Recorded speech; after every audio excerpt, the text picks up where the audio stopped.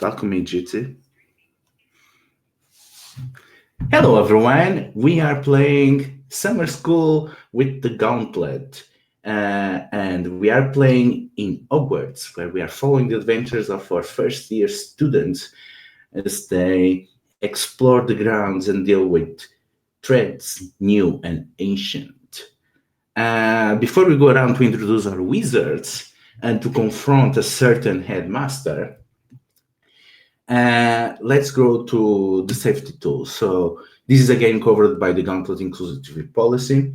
We have lines and veils in place, which are a living document. So at any point, someone needs to add anything to the lines and veils, free to do so.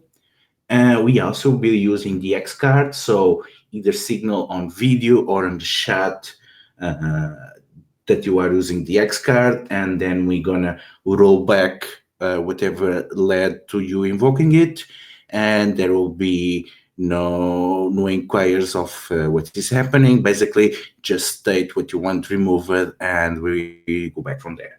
We also have, as part of Roll for Your Party, we have script change, which is a more precise curation tool that allows you to either slow down, stop, roll back, and fast forward through certain parts of a scene. So when you want a scene to still happen, but you want to be very careful around it. And that's it. So let's go on and meet our wizards, and we're going to go around in the order of the character sheets. So we are going to start with the youngest of the McLagans.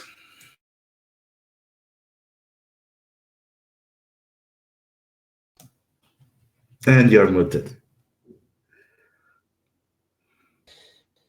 Hello, my name is David, and I go by he, him pronouns. I am playing Alison McLagan, who is a northern Scottish Slytherin wizard with a mild obsession on dragons.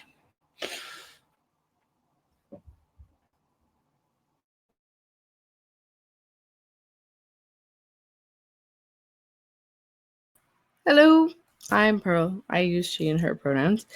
And I am playing Griselda Radcliffe. No relation to the Muggle. Please do not tease me. I've really had enough of that lately. They've gotten everything wrong. But I am a pureblood wizard in Gryffindor, clearly. The bravest of all the houses. And in my case, the most mischievous as well. My favorite subject is transfiguration, because how much fun are those spells? I have an owl that I just realized I have been underutilizing for the sake of sending howlers to my classmates, sorry. And my wand is spruce and flexible and suitable for all kinds of magic, because you never know how you need to cast the wrong sort of spell at the wrong sort of time. So you have to be prepared. And my best friend is the person you just met, Mac, who is the only person who could get away with various things that have been gotten away with, we'll say.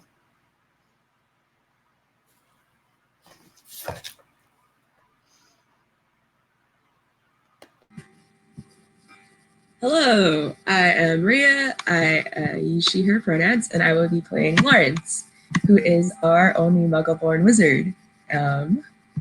Let's say he recently escaped the clutches of a giant snake. Potentially is more of the get into trouble side of Gryffindor, as in let's rush into things without thinking about it very well. He has no pets, which is probably a sad thing. And pretty sure that he's still very excited about all this magic stuff, but is a little bit more concerned now that apparently there are giant snakes in the castle and people writing lists of Muggle-born people's names. But no, that is Lawrence.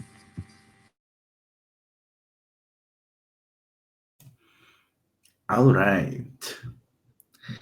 So we zoom in into the castle of Hogwarts, and we can hear speedy steps up one of the stairways as it turns around into the headmaster's quarters.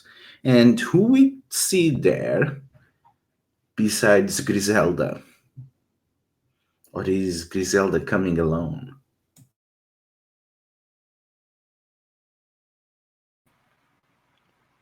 Is this because I went back for those books? I thought you actually wanted to confront Dumbledore.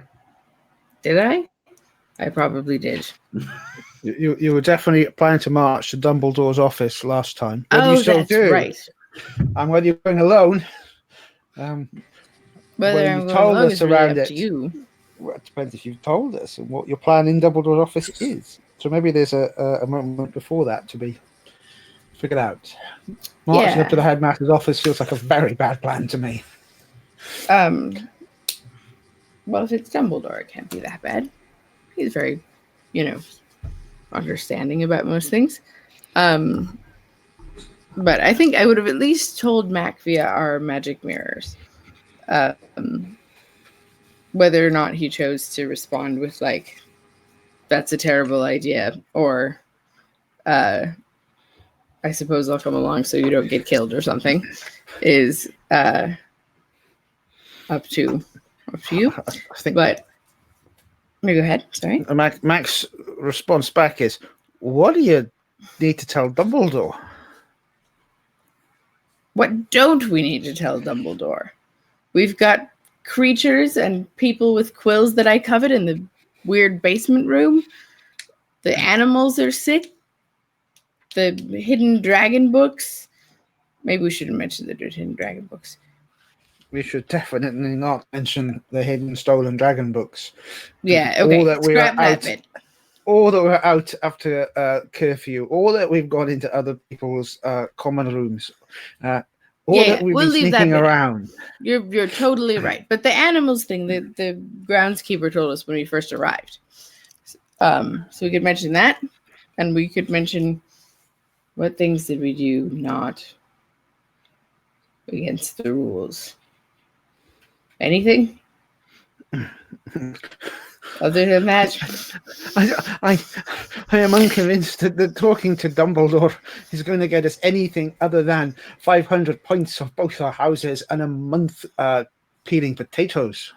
Don't you think peeling potato? He wouldn't do such a thing. But the points is good point. But don't you think he'd want to know about the animals, like the giant squid?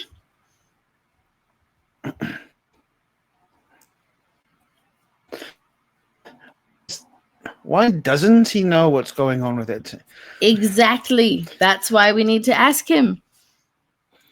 I'm not convinced this is a good idea, but I'm not going to let you go alone. Oh, Mac. That's why you're my bestie. Thank you, Mac. That's very responsible and kind of you. And Chris often, she usually catches it before she said it, but tries to be more formal with Mac because he's very serious. Mac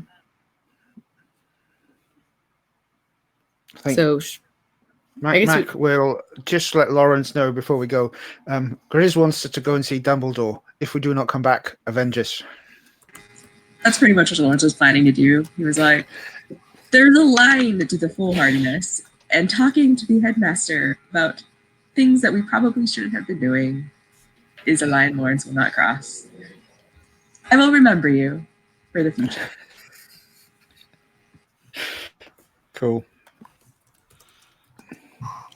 Okay, so we see both of you in front of Dumbledore's door, and you can hear steps and muffled talk on the other side.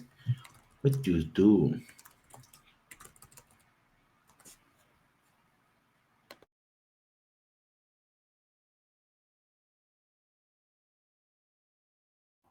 Listen.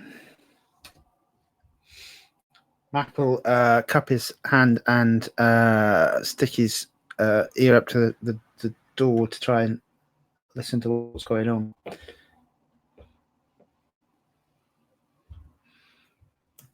Would you like me to roll something for that? Yes, that will be either a hide and sneak or a gain knowledge, which you think is more fitting to what you are trying to accomplish here.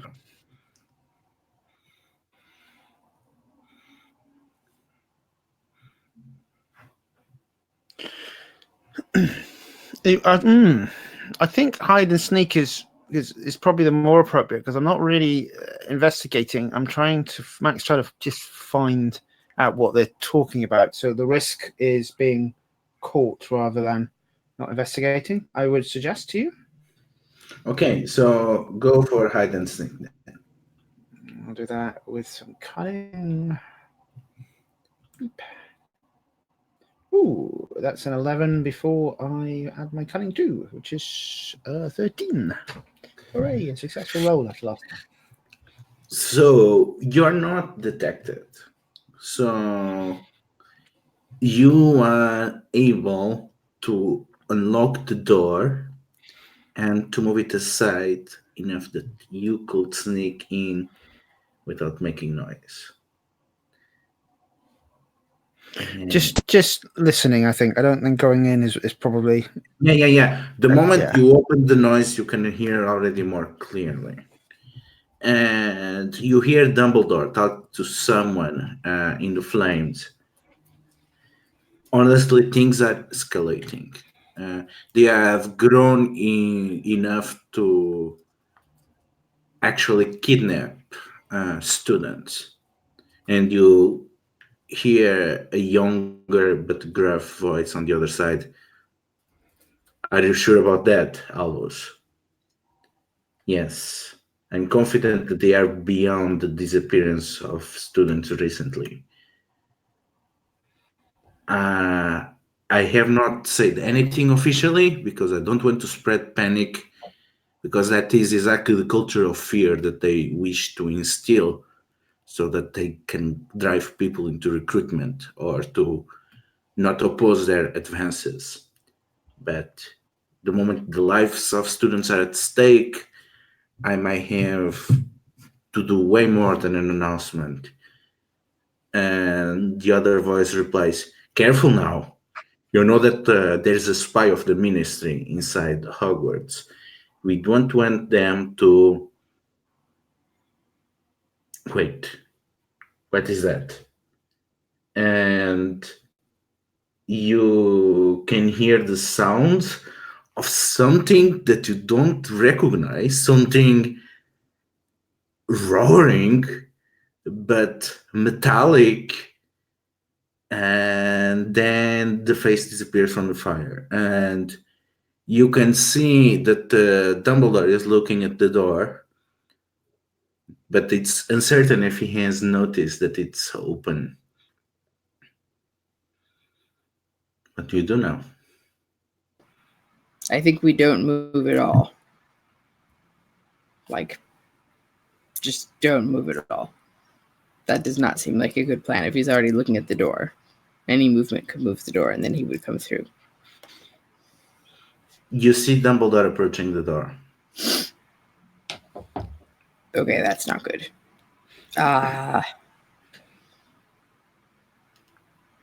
Well, the only thing I can think of to do is,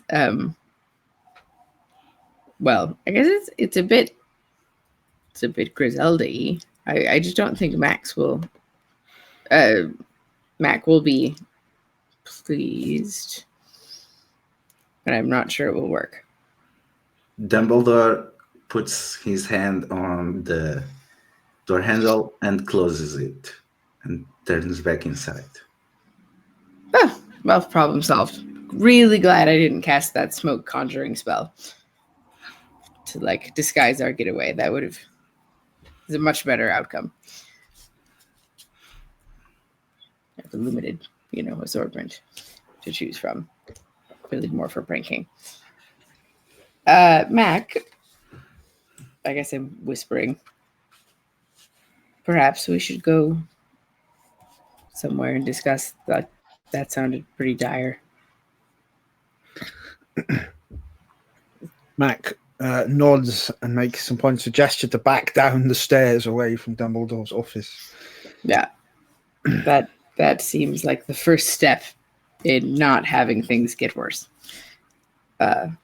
So we get to the three of you back on your usual meeting spot near the lake or somewhere else? At the statue? Yeah. I think that's a good idea. We can magic mirror it to Lawrence using the group's magic mirrors.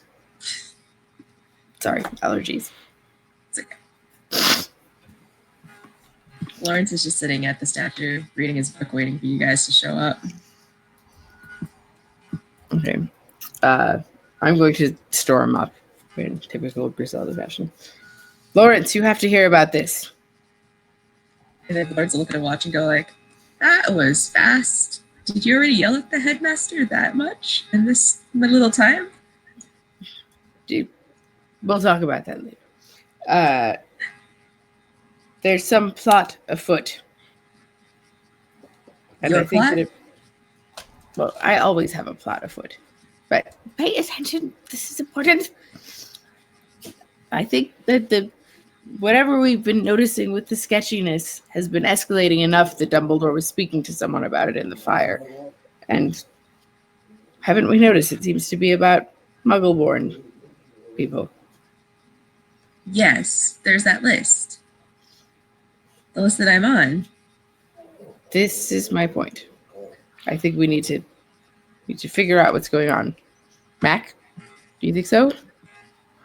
I think it's really important to figure out what's going on. Dumbledore's keeping secrets from the Ministry. Well, yes, that is also true. But our friend here, in the meantime, could be kidnapped. Are you suggesting we go to the Ministry so that we can prevent the kidnapping, or just because you're very official about things? Why would Dumbledore keeping things from the Ministry? The Ministry of Magic's there to protect us. That's what my father does every day. I'm going to pretend you said the latter, and agree. We should tell the proper authorities. And your father maybe is a good place to start.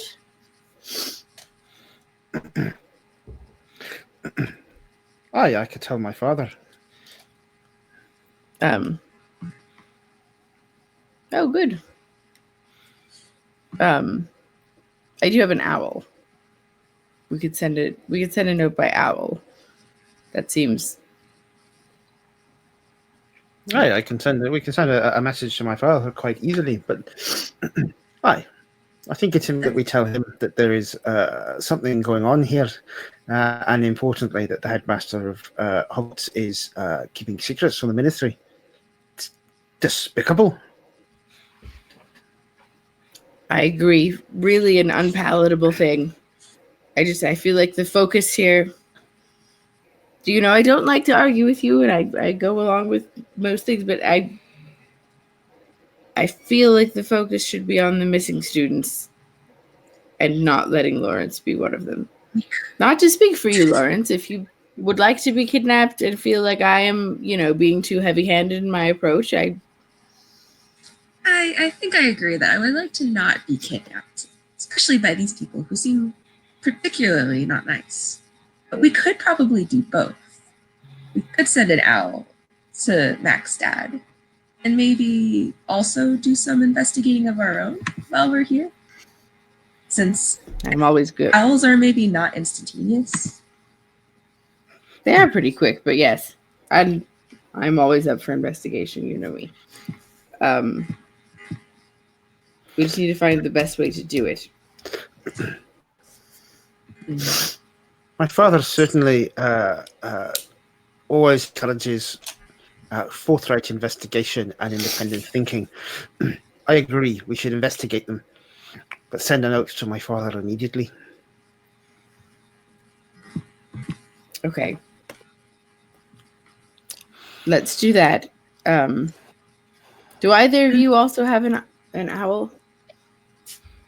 Nope. But we could find the people. Okay, so can't we do school owls? Does the school have owls? Oh, we should be able Yes, to. there is the owl Yeah. tower that is full with owls that are free-use owls. It's like the Right. wizard being Royal Mail. We can send a message. So, All right. Would you like to send my owl to your father? I know it's reliable. I feel like we're kind of, the owls in the tower can be a bit hit and miss in terms of their timing and accuracy. I think that's fine. We'll use your owl. Excellent. Can I just summon him, Ludo? Or do I have to go get him out of my room or something? I can just summon him? Okay. You can just send it. So what are you hoping that the ministry is going to do in response to this? I actually think Max should answer that. I'm going to give Max's letter to his father to my owl, but I think Max should write the letter. I think we established that the McLagans and his father is a senior man in the ministry. I think we established in session 1. So Matt will write a letter saying that there is a conspiracy in Hogwarts. Dumbledore is not telling the ministry what is going on. Students are going missing. We are investigating. Okay. But what do you want to be their reaction?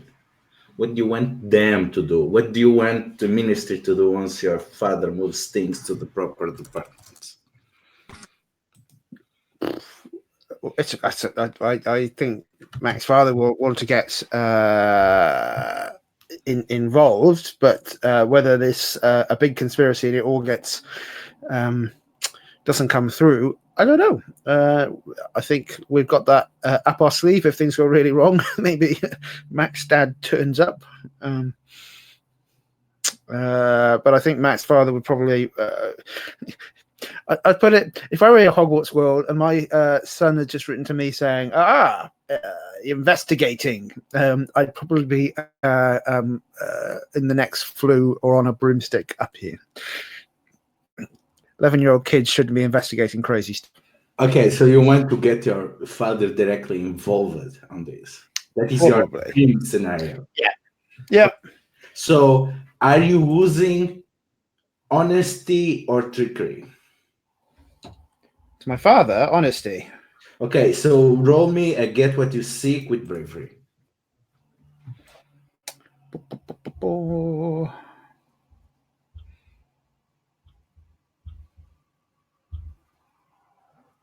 That's an 8. All in all. Okay, so is someone helping with the letter? I doubt it. Yeah. Also, other than the one experience to stop sending the letter, I don't think any of those will help. Because you get a success, but you have to pick one from the list. So the person you got it from is suspicious. You must give or promise something in return. The person you got it from changes their attitude towards you. Mm-hmm.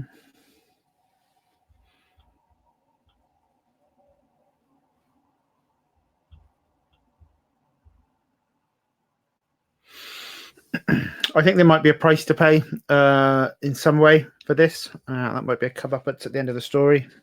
Grassing up Dumbledore to the ministry doesn't tend to go well.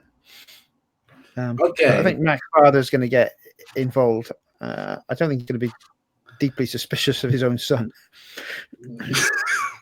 I would if you pick that one, I would say that it's not like he gets suspicious. It's more like the ministry gets suspicious. Well, let's do that. That's probably more fun. Yeah. So the ministry is not sure if he's also turning to the Order of Phoenix or is still loyal. Yeah. That's fine. Okay. Maybe he's already in the Order of Phoenix and I just don't know. Yes. But no matter if he's or not, the ministry now suspect that. I think he's a Ravenclaw. Yeah. So we get to a montage of different classes, and we learn that there is a new student, a new teacher of the handling of magical creatures that is giving special lectures to older students. And that is the cover that your father used to come and investigate. So you managed to sneak in with your friends to see one of the classes of your father. So how is it like? Say that again. Sorry, you cut up a little bit then. The last So you managed to get you and your friends to sneak in and go to attend one of the classes of your father. So what is it like? Can you go back to the top? Sorry, my brain's just froze out on that. I need you to repaint the scene for me again. Okay, so we are on the fields of Hogwarts. There is the background, there is the Forbidden Forest, and you have these tables full of hippogriffs and other magical creatures. Yeah. And we have older students, second years and above, having a special lecture on the handle of magical creatures. All right, okay. That is being taught by your father. So what do you know, to your special invitation, what do you and your friends see?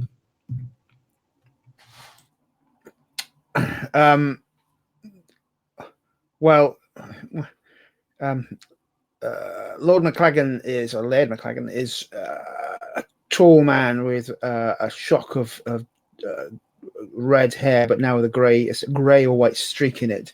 He's bearded and tall. He has the traditional family kilt and cloth on, and he's a no-nonsense sort of man, and he's talking about to the hippogriffs. He goes over and sort of grabs one in a sort of animal husbandry sort of way by the beak, in a way that anyone who didn't know what they were doing would probably have lost their fingers. He's got just a confidence about treating animals that shows in everything he does.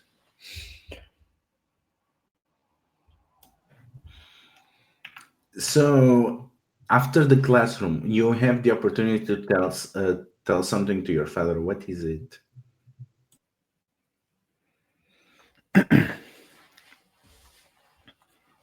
Well, it's what's in the letter. I said we are.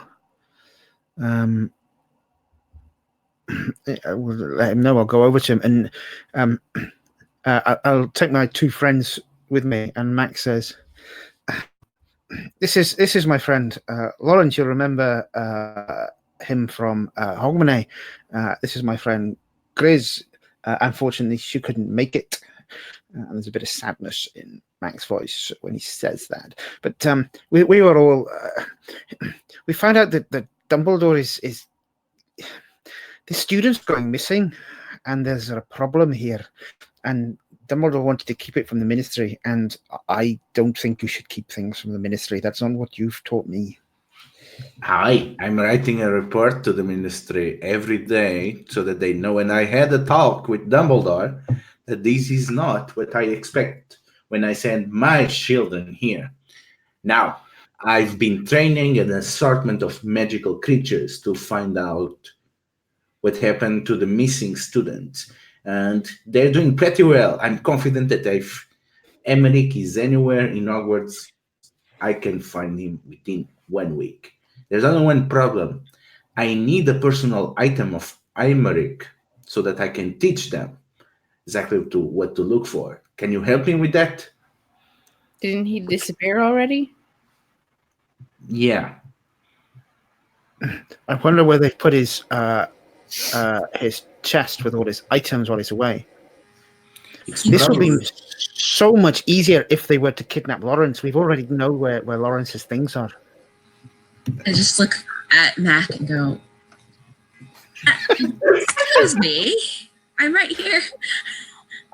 a valid point, Florence. I could save you. There are, like, what about other Slytherins? Like Carla? Matt could get Carla's stuff really easily. Anyway. Well, I take my point back. We really shouldn't wish for Lawrence to be kidnapped. And instead, we'll go and find Emrich's personal items. He's a Hufflepuff, It's right? yeah, he's a Hufflepuff. Now, I think I shall give you 10 points each for attending class for X credit. Excellent. Definitely we're paying attention. So now move along, but I don't want to hear that you've been sneaking into the Hufflepuff Tower. Why, we would never, sir. Of course not. You know your son. He's very official and studious about things. Hi, I Once am. we get out of And earshot, though. Yeah, Grace is very not. I was preparing to deflect any issues with your father, but I would appreciate if you did not sell me out right like as I was doing it. Anyway, I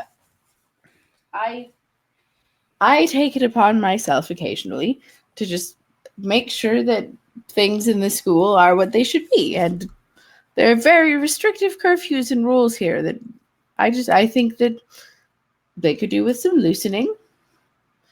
For good causes only. I've occasionally been given a bit of a talking to about it. Nothing serious. So, nothing to worry about. Mac will stay on the straight and narrow, and I will too. So how about we have that montage before you go sneaking around again? So each of you is going to describe a lesson and the spell that the class learns. So let's go in the order of the character keeper. So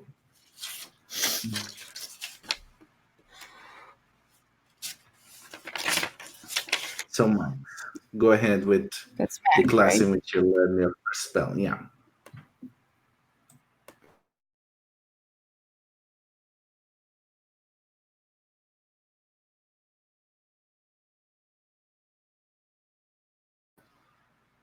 David? You're muted.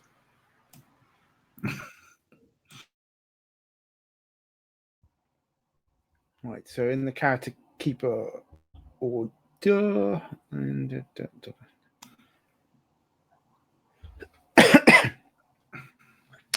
so these are the two spells. So Mac picks up the calming draft, which he does in the care of the magical creatures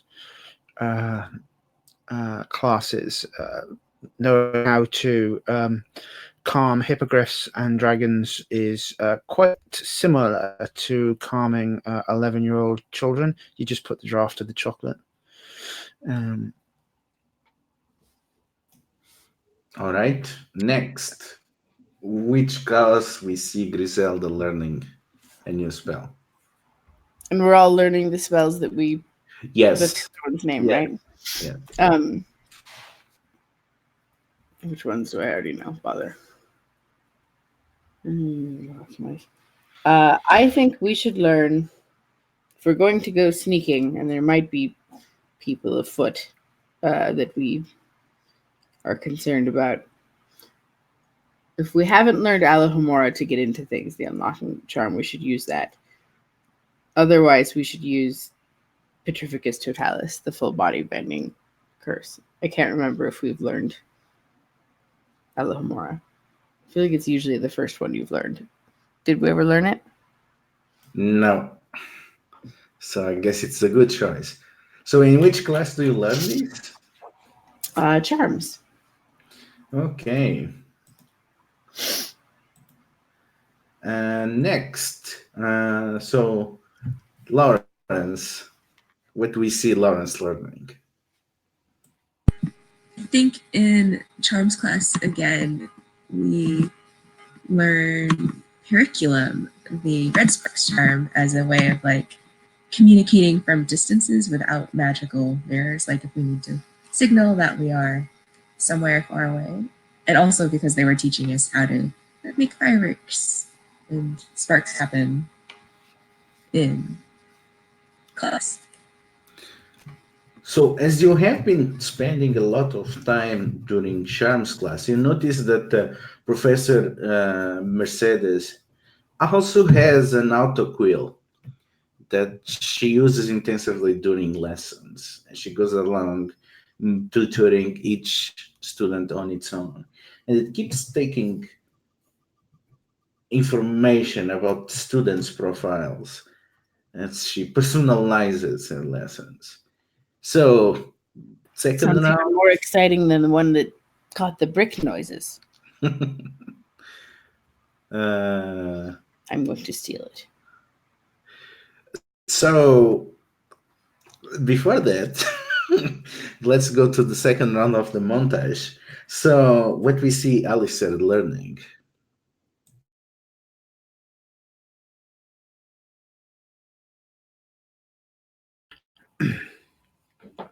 After the almost disastrous escape from the Dragon Book Tower, I think Alistair has been putting some more work into charms and is learning Ventus, the wind charm. I think because we've established magic is not necessarily Alistair's strongest point. So the day he manages it and gets it to go off, his wand is pointing in the wrong direction and papers fly everywhere around the charms lab that he ends up having to clear up after class. I'm just glad that they landed on the papers and not on me. Max, rise spells. I think enough of Max spells have gone badly wrong on Grizz. He doesn't point his wand at her anymore.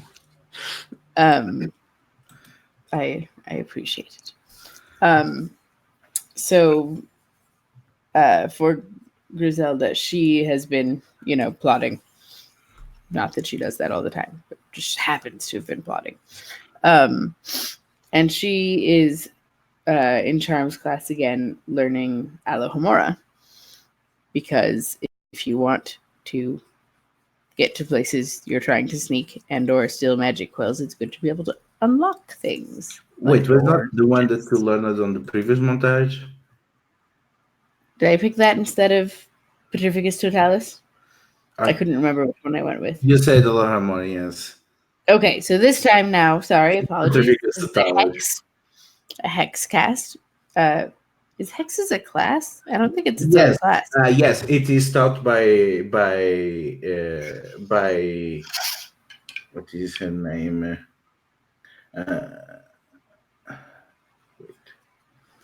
Wait, it's not here.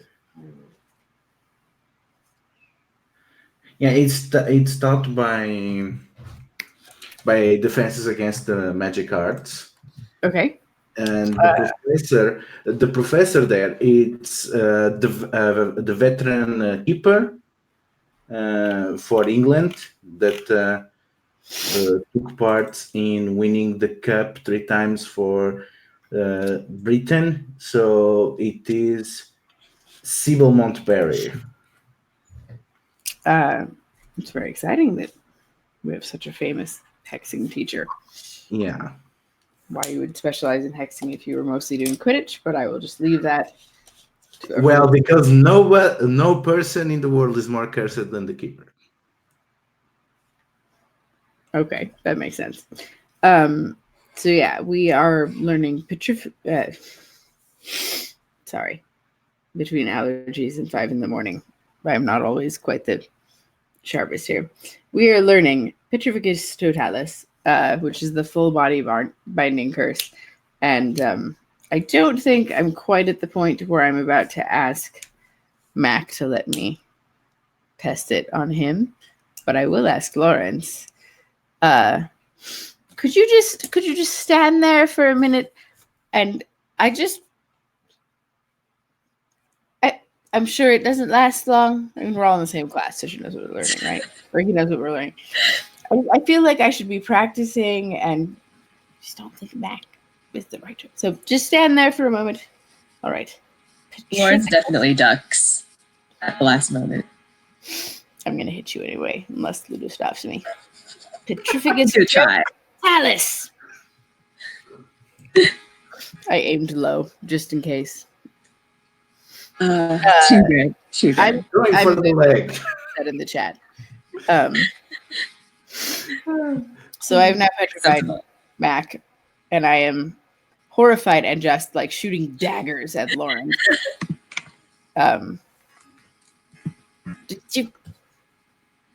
Honestly, Lawrence, one time could you take it for the team? I mean, not this time. Clearly you have to like, use this at like moving targets if you were to ever use this in real life. I'm sure. Oh, is it good enough? Just like stand there and let you hit them. So this is part of your training, Griselda. You know that I'm the one who has to protect us whenever we get in trouble. You should be wanting me to be good at this. You always get scared. And now Mac's petrified and he's going to be all mad at me. And he already is mad at me because I missed the thing and I didn't mean to miss the thing. Well, I mean, he's right there. You can talk to him about this. He can't actually move out of the way. I feel like just talking at him while he's petrified is not going to help this situation. Can you? Fine. You think we should be practicing? Unpetrify Mac. And this is where Lawrence practices or learns Finite Incantatum then. And aims it at Mac. And do I have to roll for that? Or can you just say that I'm in class and learning it? And there's a teacher to help. That would be Ludo's call, I think. Yeah. Yeah, that's fine. Okay. I will take that as a spell that Lawrence learned then. Okay, so once he's unfrozen Mac, Griselda just like shoves him out of the way. I am so sorry. Mac was there and I had specifically not wanted to hit you and then ducked. And if I were in Griselda's aim was terrible. I would. It is not. I have gotten all of us out of jams multiple times while you sat around quaking. If I were not a Gryffindor, I would be taking points from Gryffindor somehow against you. I don't want to hear another word. Mac, I am so sorry. Mac looms over Grizz. And then she's so much taller than him, grabs Grizz in one arm and picks him up and spins him around and does the same with Lawrence and is laughing his head off and is going, aye, fearsome wizards, us three are. Griselda goes really down after spinning and looks out and says, I am lucky indeed to have friends like you two, though I would prefer not to be petrified again.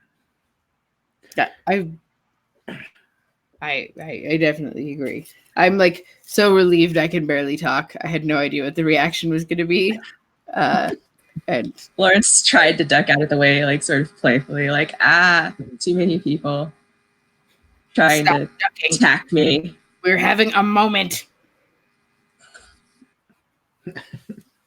Like Griselda is so relieved that Mac is laughing and having a good time that like if Lawrence does anything to mess this up, like I'm gonna petrify him.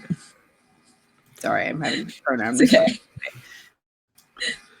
So for the next scene, I have two ideas, and I also want to hear if anyone has something else.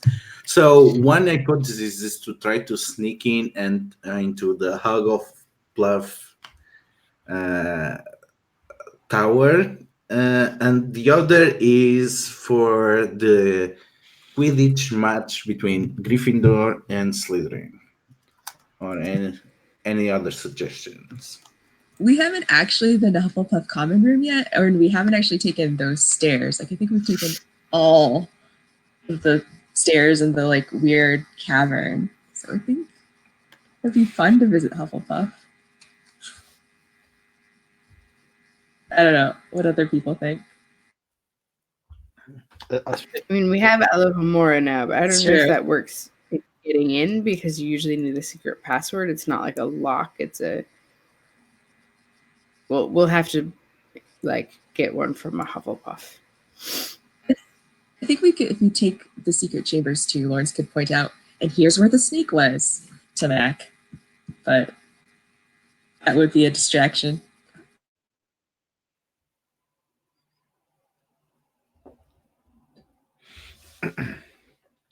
If it's a magical creature, then Matt's going to want to go and see it. He hasn't snuck into common rooms with you. He thinks that's a bad thing to do.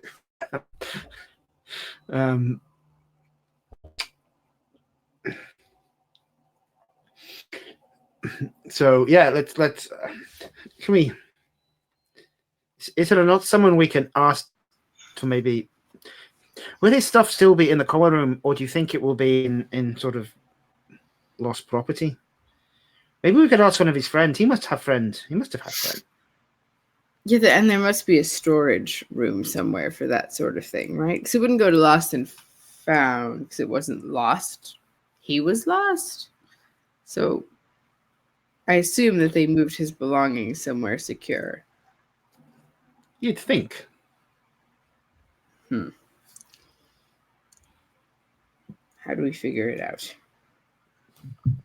Well, you can talk with the janitorial staff or the house elves. House elves. House elves are really useful. And Griselda intends to, over the time that she's there, very quietly, one by one, give them clothing and release them all anyway. So we can start with one. I'm going to go... I think I'm going to suggest that we go towards like the dining area because a lot of house elves would be used in the kitchen and dining area, I think. Or directly to the kitchen, whatever you prefer. Sure. Are we all going there's no shortage.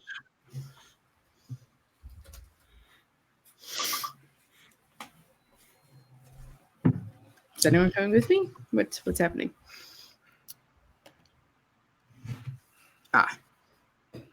Lawrence? Yeah. Yes, Lawrence can go. Actually, Lawrence is, let's go to the house elves. Okay. Lawrence is met a house elf. To the house elf because I brought clothing for it. I brought it. Oops. I brought it the smock.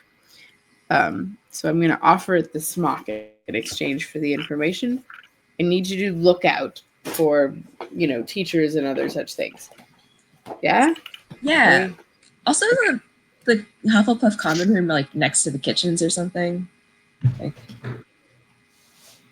I thought that was one of the reasons Hufflepuffs.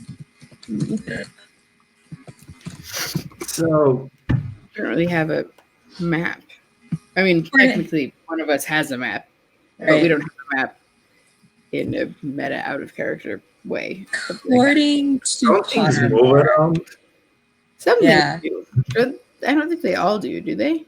I have no idea. Not sure.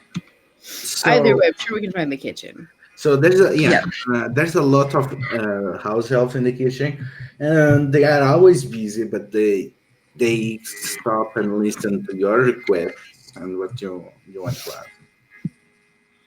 ask. All right.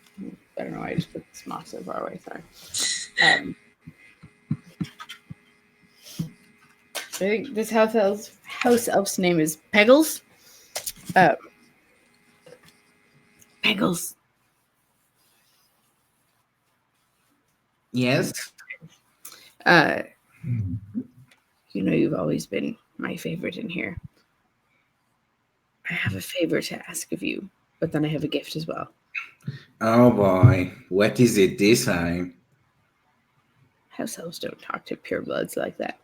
This one does. Well, maybe it wasn't my favorite. I'll call in a different one. Okay, so you call a more servile one. Okay. Pip and Squawk. Yes, yes. How may I help you? Do you need more sweets? Do you have No, something to put well, into the Ravenclaw I mean, I do always meals? like sweets, but that's not why I'm here. If you have extra Well, sweets, I have some extra baked ones. Please have some. I would be so glad if you enjoy them. how lovely. Lawrence just is like, Griselda, focus. Also, bring to your friends. Fill your pockets.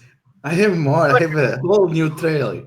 You are always such a kind house elf. And I was wondering if I might ask you for a favor.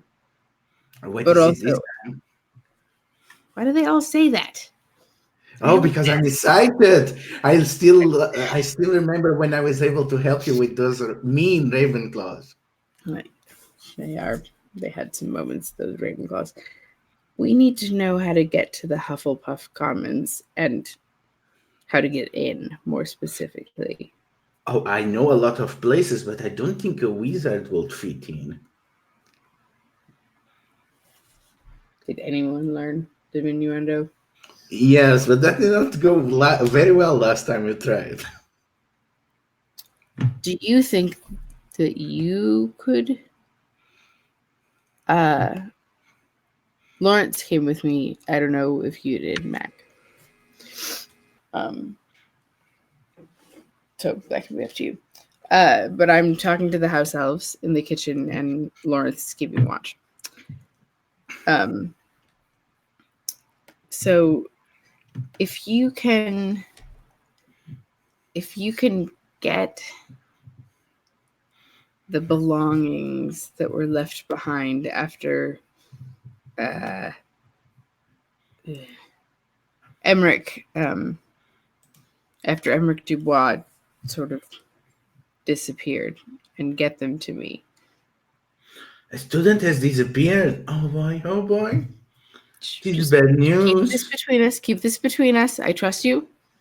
Every other house elf in the kitchen is start looking at you. I'm whispering and hoping for the best. Even if you can't find all of it, Emmerich has this stuffed mole rat. Cuddles. Right? And he used to take it everywhere and sleep with it.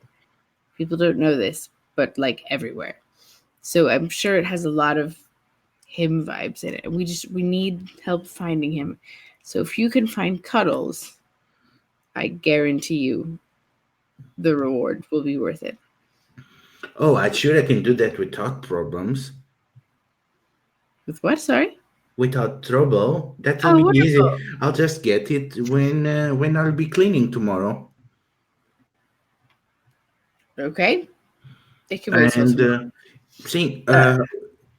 And then I'm gonna send it with a tray of sweets to your place in the morning.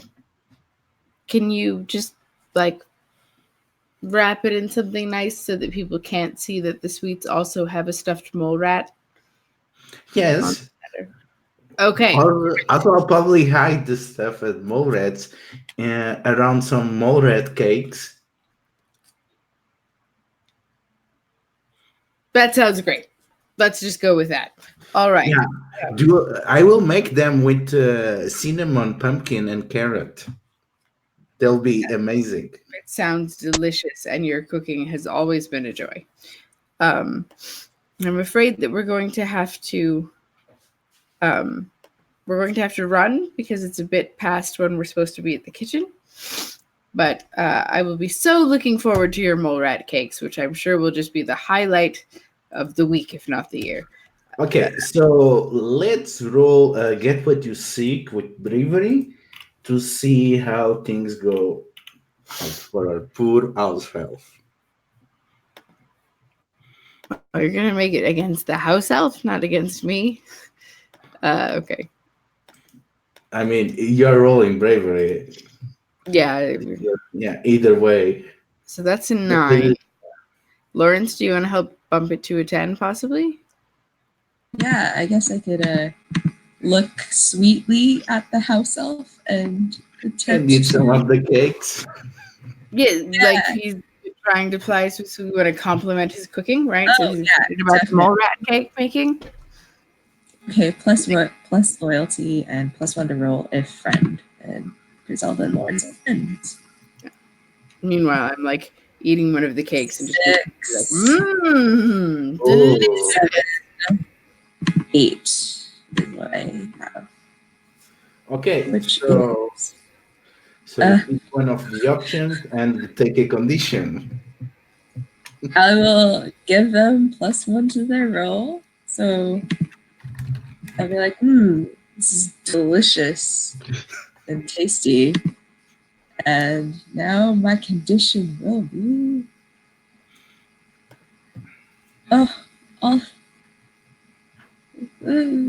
I'll be embarrassed though, because like it's smeared all over my face. Like I didn't do a good job of eating these sweets.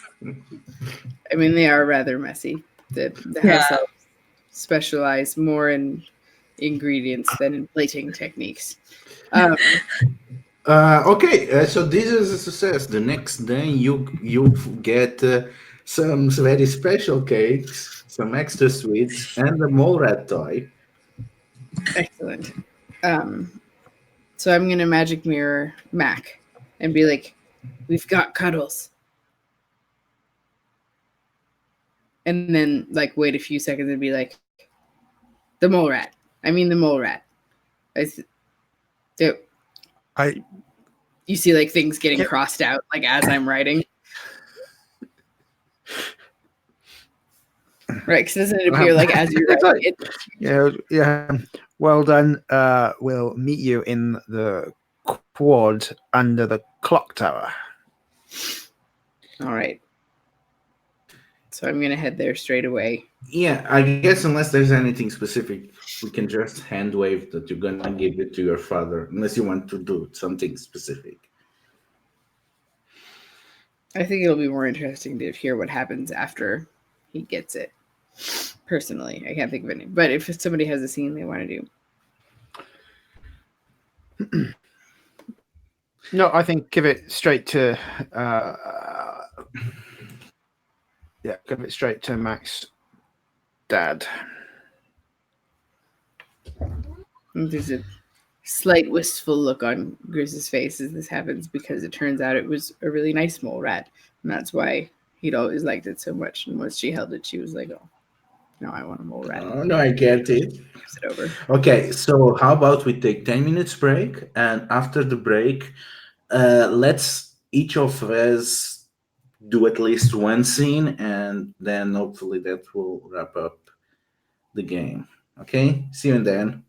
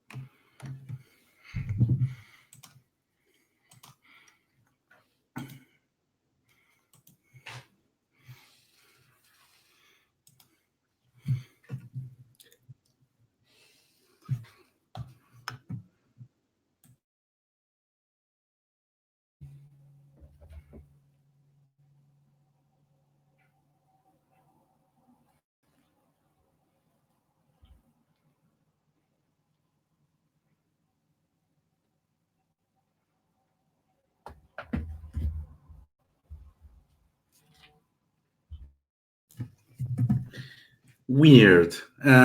Did not disconnect the stream, even if I did not put the video. I swear I don't understand how these cheats works.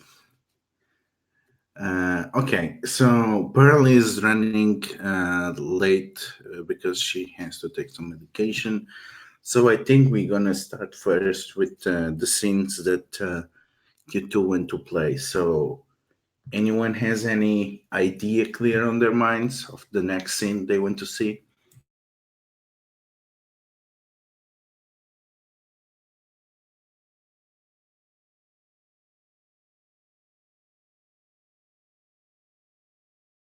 You're muted.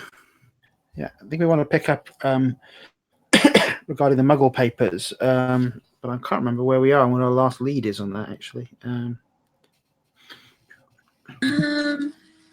I saw Anemone and Andromeda copying out like list names and copying an article and leaving several copies out in the Gryffindor common room before Christmas. It was unclear to me whether she was actually writing the paper or if she was just like keeping it for reference. Like I wasn't sure if she was like on the side of people who were targeting the Muggleborns or if she was on the side of people who were protecting the Muggleborns. I think it would be good to find out. Yes.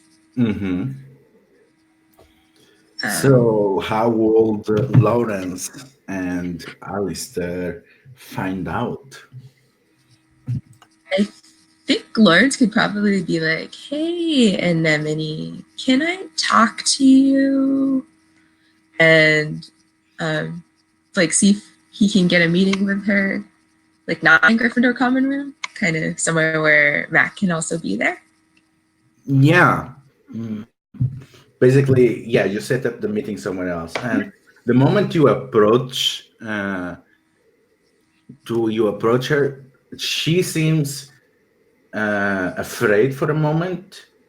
Then she seems a bit relieved. And then she seems just pleased that you are not with Griselda. And then she agrees with... Rude. That was so perfect. Perfect timing. Okay, so where is this meeting happening? I think maybe the library. Like Lawrence approached Anemone during a meal, and she's was like, "Hey, can we meet in the library after this? I just have like a few questions." Like, she's a prefect and he's a first year. Yeah, you meet at the library and you see her going back and forth, checking how stuff is on the library as you go to one of the side rooms. So, how can I help you with? So, remember before Christmas when I was just showing Argus around and you were in the common room? Yes, I remember that. I told you to be careful, if I remember correctly. Did something happen? Well, it's like since coming back from Christmas, I feel like a few of the other Muggle boards and I have felt like maybe people have been like looking at us more or something. And I remember, or I kind of saw that you had a list of names and mine was on them, and Carla and Emmerich. And since Emmerich's not here, like, why were you writing our names down? Well, it is to make you visible because it's the first step of community defense is to look out for the most vulnerable members. We are not the one making those lists. We actually liberated them. These were lists of targets that those that hate muggles and muggleborn have been gathering. So we know that these will be open to attack. And we have been making aware of people that might be targeted. And after Emmerich has gone missing, we decided that there was a real cost in life and danger. So we could not just stand aside and be subtle about it. We had to actively engage and actively protect our community onwards. So you sure someone didn't just like send the list and was like, hey, you should take these people? Like that wasn't you? No, I apprehended this list from some people, some Ravenclaws. Their names were Bradley's. Yeah, I remember them. We took care of them. Yeah, they seem to good work because they seem to be getting into with some nasty people from outside of school. And yeah. Did they stick the list in that newspaper that was next to the list that you were copying? Like, is this something that's being distributed, like an inset? Well, it's definitely being distributed now, hopefully for the right reasons. Initially, it seems that people were getting this from outside of Hogwarts. People that have been recruited in this group have been getting targets for kidnapping for some unknown purpose. Well, terror purpose, I imagine. It's a good thing that they found Emmerich. They found him? Yes, he's on the infirmary. There's a few of our people keeping an eye to see that nobody gets to him. Is Mac there? Or is Mac in the library with us? I would say so. That's the whole point of organizing it in the library. Yeah, that's true. He's looking inconspicuous, if he possibly can, behind one of the bookshelves, peeking out occasionally. Okay. Did Mac know that Emmerich was found? The matter that Emmerich was found? No. No, that anyway. Yeah, so that clearly happened very recently because otherwise it will your father will have told you. So it's probably a question of hours. Okay. Is there a way, like a move we can do to see if she's lying to me? Or like, oh, I know. I can try and gain knowledge. Yeah, it's a gain knowledge attempt. Oh, is it plus intellect? This is gonna go well. Because I have a -2 to intellect, so I have -1.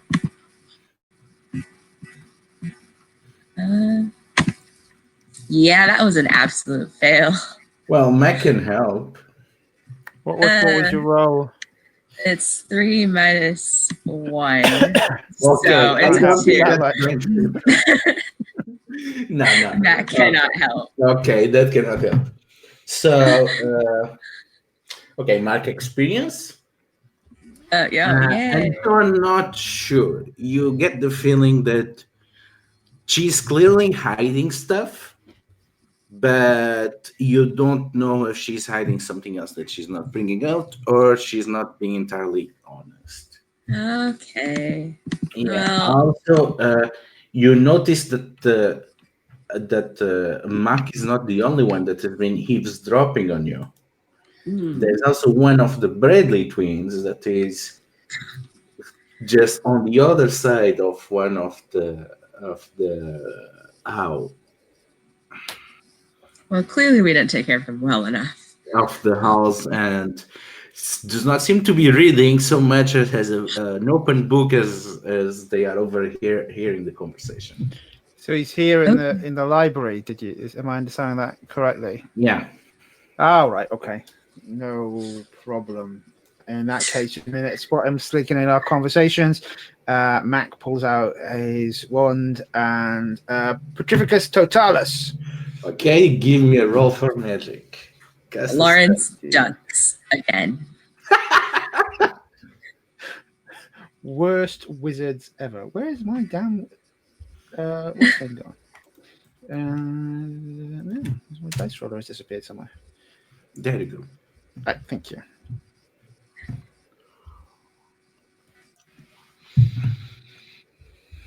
I really like these rooms' names, but I don't like the rolls. Woohoo! That's an 11 minus 1, so that's Okay, I 10. like this one. Pretty good. Okay, so yeah, so you got him petrified, and the best part, you don't get the freaking prefect to notice. So yeah, so she does not even dock you any points. So probably Yes. out of a corner of Lawrence's eyes, you can see the feet of one of the Bradley twins disappearing behind one of the bookcases as Mac takes out his mirror and writes to Grizz saying, "Help! I've got a Bradley." And Lawrence is just like, Sorry. thanks, Anemone. That was helpful. Thank you. Glad to know you're watching out. You now, and she looks sideways, in case you are interested, and she pulls out an edition of the Muggles papers. This is something that is going to hit England tomorrow, and she gives it to you. And Meanwhile, Griselda pops out of the ceiling, having received Mac's message. What? Bradley twins? What? Lawrence is just like holding the newspaper and looks up. We like Well, I've landed. totally need a Hogwarts sort of Harry Potter musical version of the Mission Impossible theme at this point as Grizz disappears. Very much so.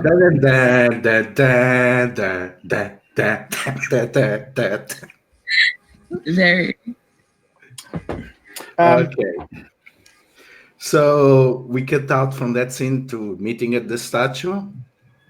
I think we might need to go away from the statue if we have an abducted and petrified Bradley twin to interrogate.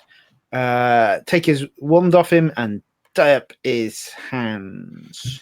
Well, there's also Emmerich in the infirmary, apparently. Mm-hmm. Well, you can take to the cottage where your father is giving classes.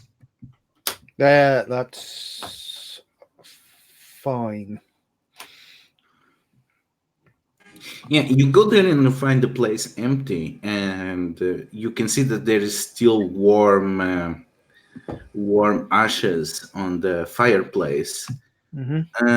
And you see a note written to you that your father says that he found Emmerich and he had to leave immediately to London to tell the details to the ministry in person, and that he'll be as soon as possible back. That this is a question way more dangerous than he expected.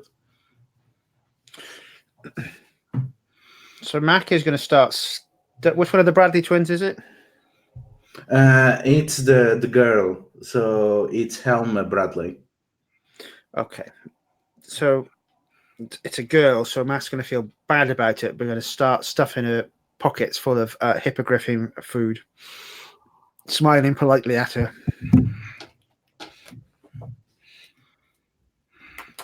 Wait for the bar again. Like, this is a very odd scene for me to have dropped into, literally. Yeah. What in heaven's name is happening? Lawrence is just going to quickly explain about his conversation with Anemone and then just look at Mac and go, I don't know what the Bradley twin is doing here. So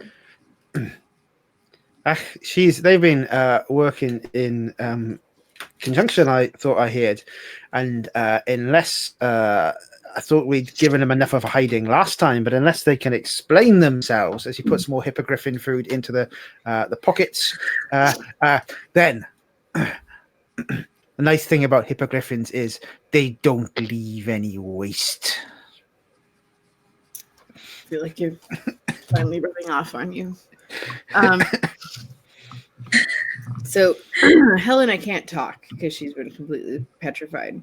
Is the other one there? No. It's just I one. think we're gonna. I thought you were canceling the Oh yeah, chat. yeah. Once I've got her tied up and put hippogriff food in her pockets and the threat of feeding her, I'm going to wait for the what's the name? I think I missed This is that one. not funny. What is wrong with you people? Do I look like I find this funny?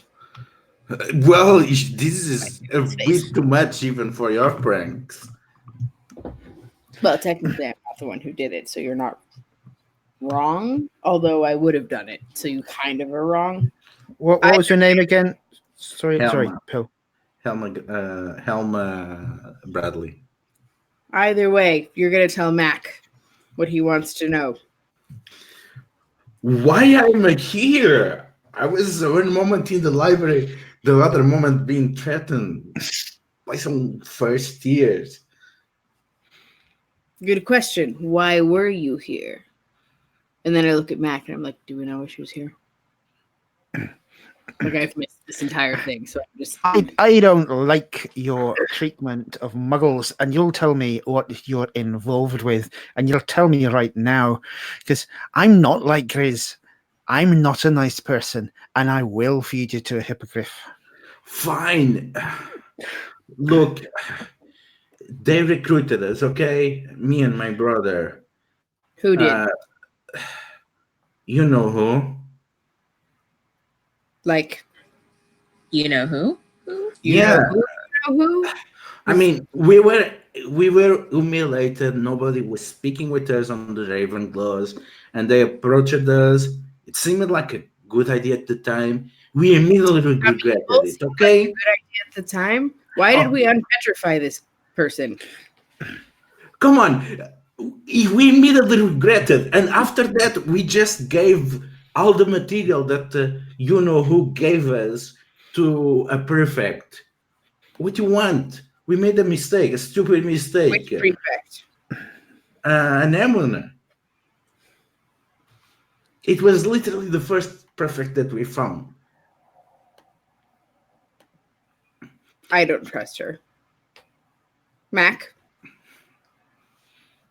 No, I don't trust her either. You don't just make a little mistake like that, lassie. You need to be telling me who else is on that list and who's next. And if I don't like the answer, nom nom nom, hungry hippogriffs. I'm literally just standing next to Mac and emphasizing. It's the Slytherin M word.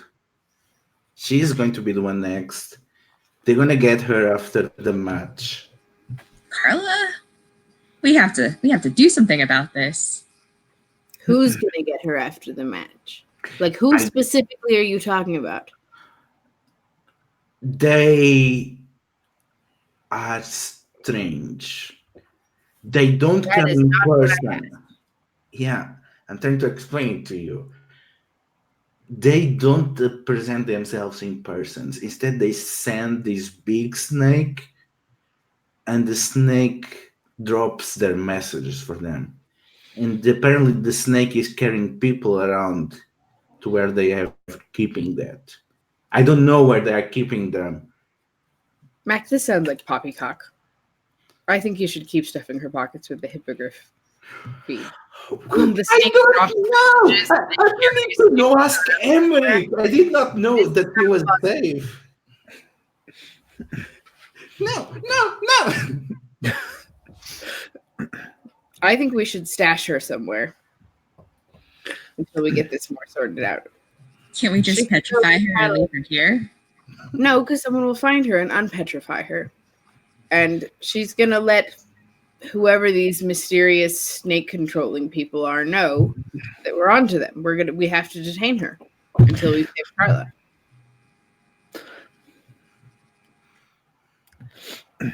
I agree. Feed her to hippogriff it is then. Mac. Not yet. At least.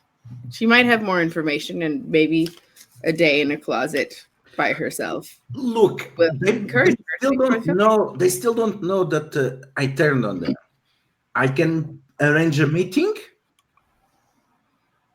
but that's Meeting with- literally all I know. Everything else I gave to the prefect. How do we know you're not going to turn this back around on us? You seem to have the loyalty of a sea sponge. Like, now you're evil, now you're not evil. Like, you're a double agent. We can't trust you. Into the closet. I'm not saying you trust me. I can just say how you can contact them and set a meeting. I don't want to get even anywhere close to them.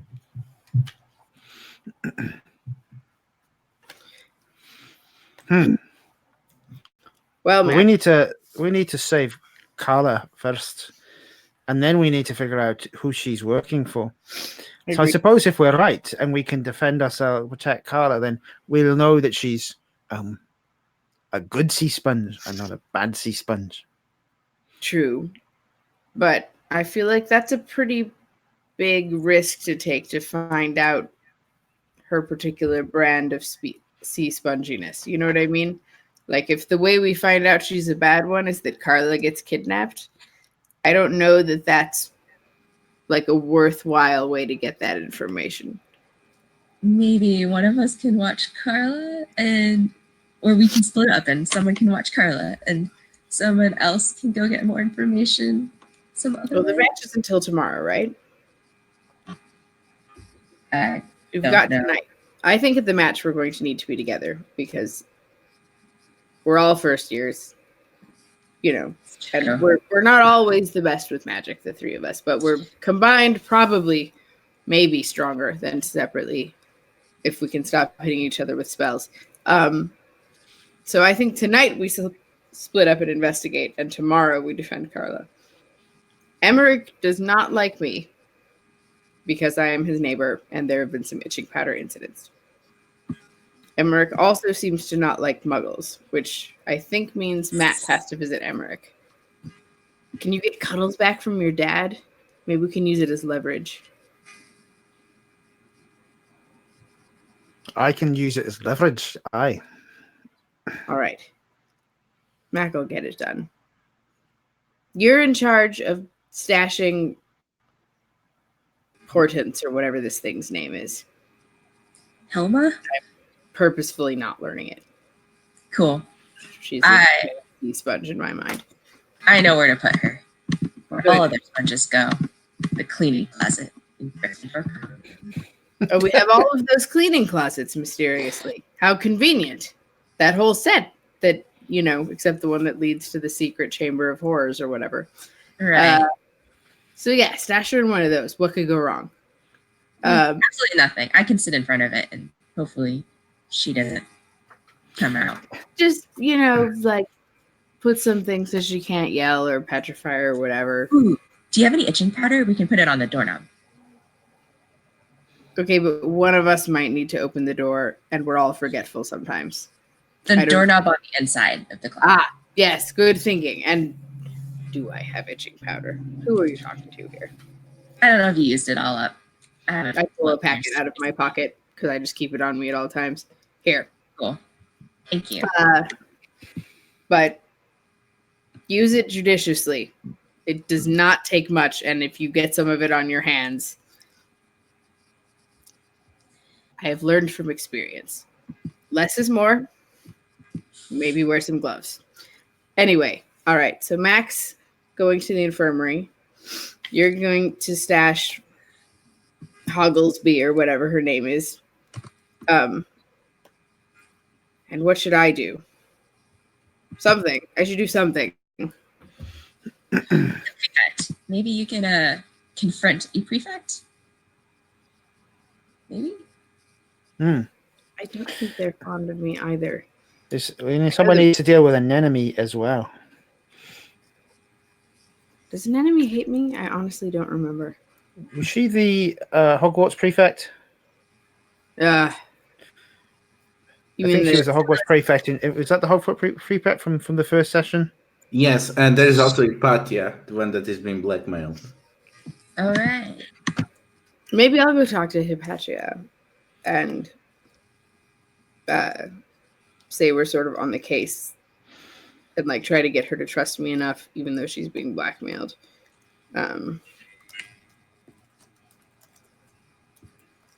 Does that make sense? Lovely. That makes Sounds sense. good. Okay.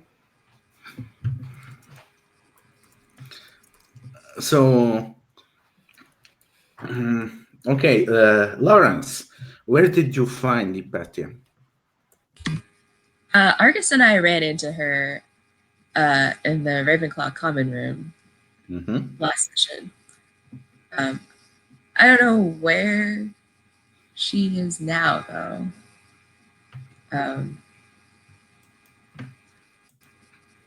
So I can find her. Wasn't I working on like essentially a version of the Marauders map and didn't Mac like upgrade it or something? Yeah. So you can intercept her someplace. Yeah. And I'm going to be like I'm a first year, so even though I'm sneaky in general, I'm sometimes kind of stupid about it. I'm gonna use like a stage whisper, like, meet me outside the cafeteria at dawn. Maybe not dawn. Maybe just after sunset. Timing is after sunset. Okay. So she's meeting you at that time, and she seems very disappointed. Oh, it is you, a bunch of kids. I was expecting it to be an impromptu date. So, what is going on? I'm your impromptu date. Great. You caught me. Yeah, 3 kids piled on one another. I recognize you. Well, the other 2 aren't here, right? Are They're they on their own. No, I think we decided to split up. Yeah, the but infirmary. This is happening at dawn. So I guess that their scene is going to happen before this. Yeah, I revised in my bumbling thing to meet me right after sunset. Okay. Because dawn would be too late, I think. Sorry if that was not clear. That was just okay. So yeah, that is happening. So then Lawrence is not there, and she does not recognize you. So what do you want? I want to get as much information out of her as possible. Are you an hour or two? Am I a what? An hour or two? On my way.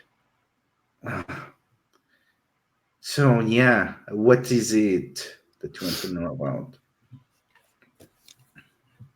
Look, I know you know that there have been shenanigans, and that's an understatement.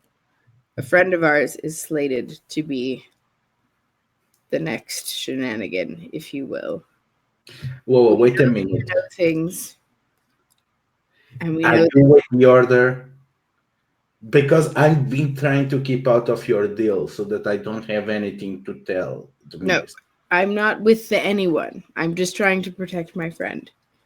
But I do know a lot of funny spells that could be used on the people who are blackmailing you. As long as there is no Order of Phoenix business, I'm okay with that. So go on. Technically, there is not. What do you know about this Muggle snatching operation? Honestly, I don't know a lot. I've been trying intentionally to not get involved with the Order of the Phoenix. I knew what they are doing, and I know that they are behind that paper, and I know that they have been trying to fight the members that, alleged members of the, and she seems like to hesitate to say it, Death Eaters on Hogwarts. I mean, there is no mystery that there is a pipeline between certain people that immediately, the moment they leave school, they go to them. I mean, even I have colleagues from Ravenclaw that did not attend this year at Hogwarts and instead went straight to them. before graduating. Well, I wouldn't know anything about secret passages in the castle. Well, But why would you not want to work with an organization that was fighting Death Eaters? because the ministry is blackmailing me into telling them. So I'm helping by not working with them. Do you understand? Because then, if the moment I learn something about the Order of the Phoenix, the cops are going to be all over me. And I'm gonna have to tell our. Are you telling me the Ministry of Magic is anti-Order of the Phoenix and pro-Death Eater? I certainly that's the kind of thing that the Nemon will say, because she's saying that not being aggressively anti-Death Eaters is being pro-Death Eaters, but yes, in a way. I think that by not giving support to the Order of the Phoenix or failing to address all the harm that the Death Eaters do, as long as it does not involve wizards, the Ministry is actively helping Death Eaters. I will not be as extreme as an Emon, but yeah. So you're not learning about the Order of the Phoenix because you would have to tell the Ministry who is against them. Am I getting that right? Yes, because the Ministry will probably use the law against members of the Order of the Phoenix that are just trying to do the best they can to protect muggles. Why would the Order not oppose he who must not be named? Oh, the Order opposes he who must be named every single step. It's the Ministry. Yes, why would the Ministry not? I feel like as a society, we agree that Death Eaters are not ideal. Why would the Ministry be pro-Death Eater? Because the Ministry does not care about muggles. That's unfortunately the truth. And as long as the Death Eaters... Or muggle-born wizards?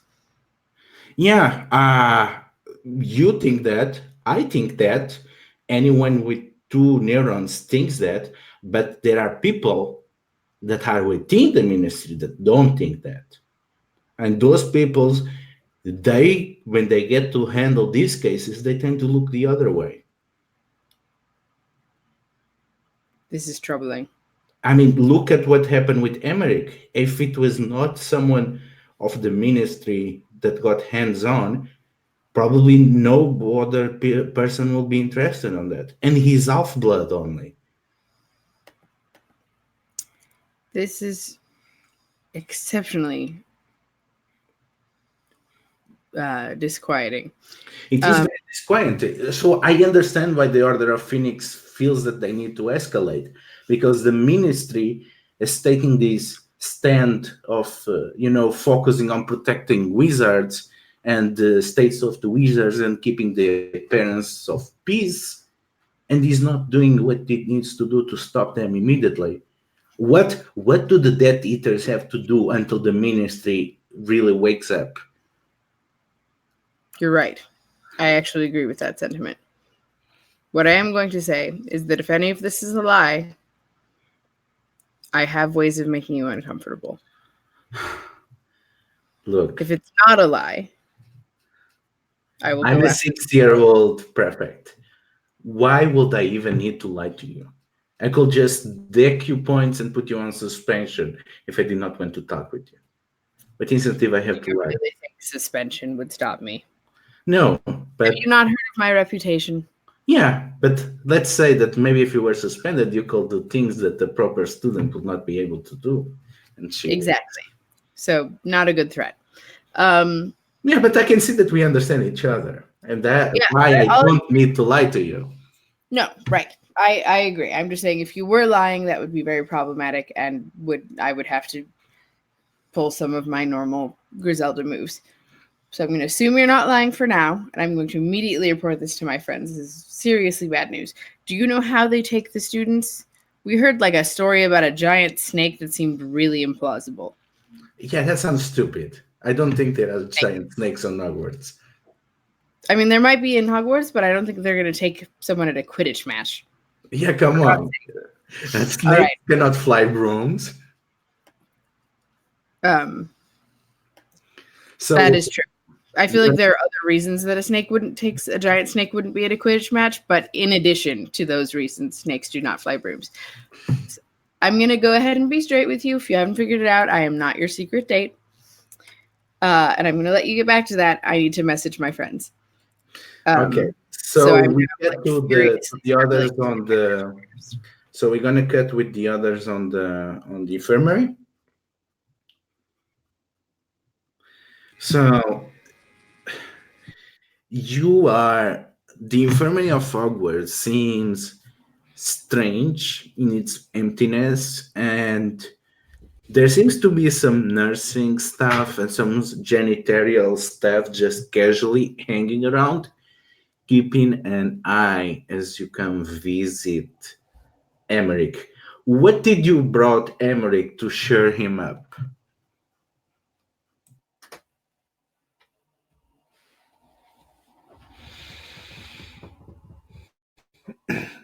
We have brought him.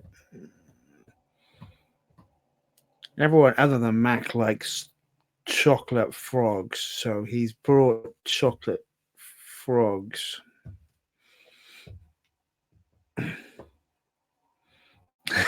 And more rat cake, yeah. So Emmerich seems drained. He was not very intelligent before, but he has this lost gazy stare, and he is very pale, and it seems that he has lost a lot of weight and a lot of his muscles, and just looking at the ceiling, barely notice that you are there.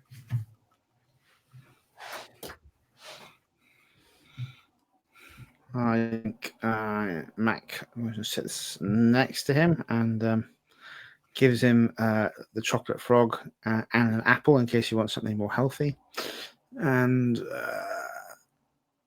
what was the mole rat's name? Cuddles. Yes, he looks at him and says, I assume, by the way, Cuddles wasn't left in the house, by the way, Ludo. You didn't describe it being so. I think does my father still have it? Where Mac's father still have it? Actually, let's retcon that the Kettles was at the house because your father left it there.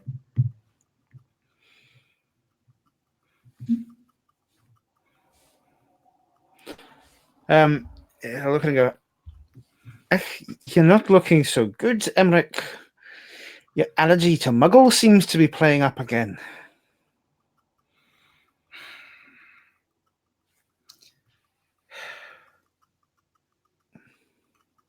What are you going about?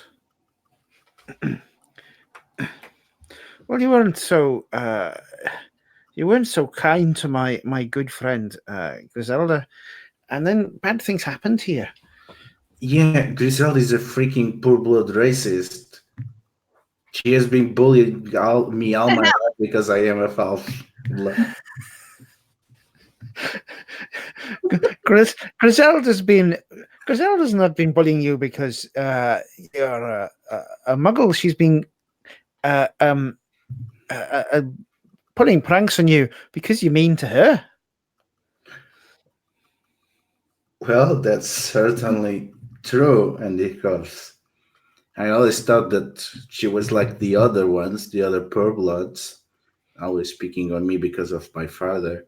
Who's I your never father? realized that he was an architect, that my mother, well, they say that they met after the war, the last big one, and he was doing on the rebuilding efforts, and that's when they felt in love. That's at least the story that my mother keeps telling me. So your father was a Muggle? Yes, and everyone on my neighborhood, it was a poor blood village. Everyone bullied me. I just thought of Grizzly as one of those many bullies that hated me because of who I am. Well, Grizzly? Really? yeah. Imagine if you called her names, then she's quite good at standing up for herself and getting her own back on people that upset her. So I'll put it in this situation: you're wrong, but probably she maybe is quick to action, and she could do with a little more prudence herself. But that's Griselda, and that's not likely to change. But perhaps you two could become friends rather than enemies. I have no reason to dislike her, to be honest. Let me put it another way, Emric. If it wasn't for Griselda helping me and my father, you wouldn't have been found. So I think you owe her an apology and a debt, young man.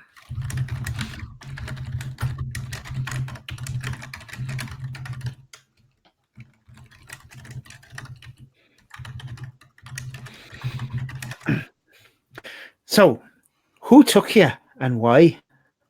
And why has my accent suddenly gone Irish?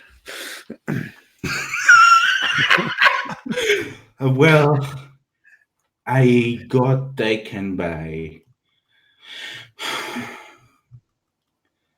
someone that I never saw around the school. It was a blonde man. Well, hair so blonde it's almost white. He was speaking with a snake. Oh my god, it was the most horrible snake that I ever see. Something between dragon and snake, and it carried a terrifying curse. And they had the snake beat me and then drain the cursed blood from me, and it starts to shake as I'm remembering what happened to him. What curse? Are you saying that it? Are you saying that it drank the magic out of you? It was something about my blood. They wanted to curse my blood and collect it. And they say that they could use this to reclaim the magic that muggles were stealing.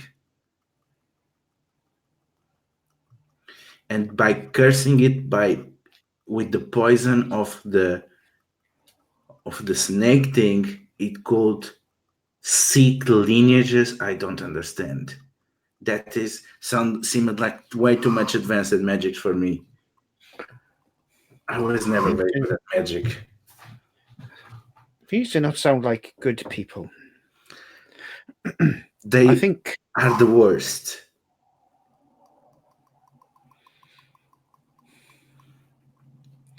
he'll take Cuddles out of his bag and pass it to Emric. So Emmerich just hugs Cuddles, and he seems to regain some measure of composure, and then it seems like he's able to brave the most painful memories. I remember being taken through a strange nexus of stairway, some kind of, those things in which they put water in the castles, cisterns or something like that.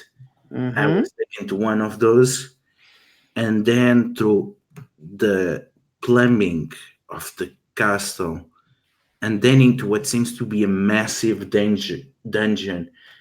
I recall the theme of snakes and the symbols of Salazar Slytherin. I was kept on those dangers for I don't know how many weeks. They tell me it was since Christmas.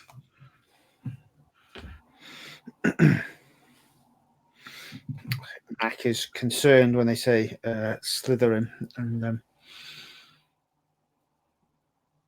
nods and casts a death curse on him. No, let's not do that. So says, now, imagine how much faster we would have found you, Emric, if you'd been our friend all along. And you'll ruffle his hair and say, "Don't worry. Me and my friends will always be here, even for idiots like you." And I'm going to go and find the other two, figure out what if we're going to go down into the tunnels or we're going to go to the. Hey, McLagan. I mean, we could go to our statue, except that Lawrence is guarding what's Yeah. her face in the cleaning closet. Did he? Sorry, Lou, did you say? Did Emmerich just call Did my? you come? Yes, he called you back. Oh, sorry. What do you want, Emmerich? I have something that might help. I was afraid of this. So among my stuff, you might find something that might help you fight this thing. What am I looking for? A magic item. A very There's a lot of those around. yes. It's a bezoar and a true one, not one of those goat things. Ew, those things are disgusting. Yes, but it should protect you from the curse. I wish I had it on me.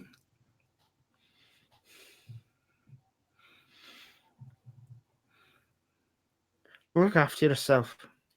We'll sort this mess out. Okay. So what was Lawrence doing while this was happening? I mean, Lawrence is just standing guard outside of the closet that he's stuck the Riley twin in. So if the others come to find him, they are conveniently located next to the secret staircases. Okay. So I guess then we have everyone meeting Lawrence up. Yeah, I think we could have magic mirrored and discussed that and just decided that was the most sensible place. So we all go. I'm going to have to bring, unless he wants to go through the staircases first alone, which does not seem like a good plan, I'm going to invite Mac to follow me into Gryffindor Commons and bring him to the cleaning room because it's in Gryffindor, right? Right, yeah. Off our common room. I think Lawrence has been kicking the door every once in a while, being why do you not like muggles, Bradley? And just poking at her. I don't know. Milo? I never met a muggle, It's not a good reason to hate people. I know that's why that we were a bit stupid, and we started picking on the Slytherin girl, then we got humiliated, then we blamed muggles for it, and then we only saw that the only people approaching us were really the worst, literal worst people, and the very next day we regretted it. I mean, me and my brother, we are not the brightest Ravenclaws, but very true.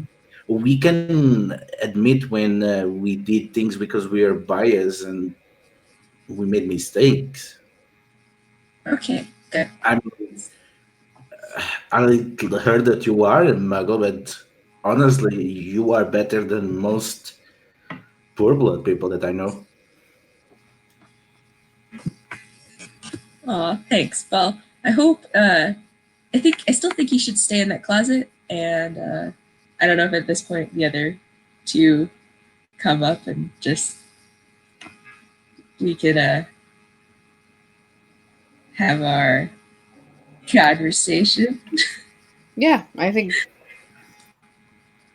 I'm going to assume Griselda knows many ways to get in and out of Gryffindor Common, so she has used one of the many ways she knows to just get Mac in rather than having to bring him through the common area. Mm-hmm. And we're going to head straight towards the cleaning rooms, if that's okay with everyone. Cleaning rooms. So I think Mac's very uncomfortable with the idea of going into another house's common room. It's something you don't do. I'm also. This is serious. Maybe we should tell Dumbledore or one of the professors. This is. I mean, that was my first impulse. But didn't you think that Didn't one of us think that it was mysterious that Dumbledore wasn't handling it more already? Do we trust? I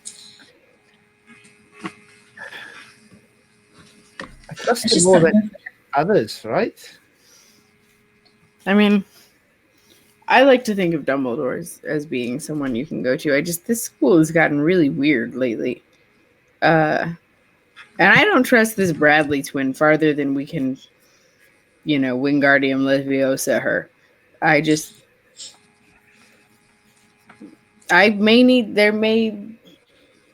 This may be solved by the judicious application of itching powder, is all I'm saying.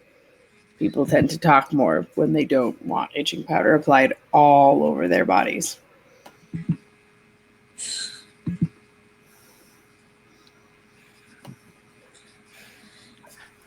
I agree with that, but equally I agree that people don't necessarily want to be fed to hippogriffs as well. I was just thinking an intermediate step might be being itchy. Like between we don't think she's telling the truth and death, we could find a middle path. I think she's telling the truth, Lawrence says, now that he's been flattered by her description of his magical skills. And Griselda just sort of looks at Lawrence out of the corner of her eye and continues talking to Mac. This is too serious for this nonsense. Carla's life is at stake here, presumably. I'm not taking the word of a Bradley twin without at least some coercion. And coercion isn't nice, and I'll feel suitably bad about it afterwards. But I think we need to get more information out of her. At least we need to find out if we can figure out if she's being honest or not. Whether they've been in contact with Dumbledore. So if we're going to go up there, I think we should be armed with some sort of knowledge. Well, we can ask her. She's in the closet. Right, but we need to make sure she's telling the truth. That's where I'm saying the itching powder comes in. We could put a little bit on one finger so she can feel. And then I have plenty. It lasts 12 hours. Don't ask me how I know. I did put some on the door, so maybe we can tell her it's safe to come out. No, I don't think that's a good idea because once she's touched the door, her hand will be itchy anyway, and there will be no reason for her not to continue opening the door. I think we should go in and leave the door open so we don't touch the doorknob. And we should itching powder her in the cleaning room. I think we need. We know where the snake is. We know how it's getting in. We know what it's after, and we know who its next target is. I think we need to tell a professor. Okay. Who do we trust? The grounds guy. The groundskeeper from that first day. He seemed really genuine. And he was the one who told us there were animal troubles, so he would know about the snake maybe. I know we haven't talked to him since then, but he seemed good, right? His name was Ovid Savoir? Yeah. I think we should go to him. He has his own hut. We can even talk in secret. We can, but I think we could tell him. But maybe we need to. How timeline-wise, Lulu? How close is it to the Quidditch game? It's the next day. Oh, and this is at night because the Griselda encounter with Herminia was at sunset, so it's night. Yeah, I think we'd split up for the day to all do our investigating so we could be together at the Quidditch match in the morning. So this should be the end of our investigation, presumably, whatever we do now. Let's go and tell one of the professors or the headmaster. I don't mind which. My impulse is the groundskeeper, but he is probably less in the loop from the general faculty, but more likely to be in the loop about the animals. So I'm not sure. Do we trust any of the like, have we found any of the faculty to be particularly trustworthy?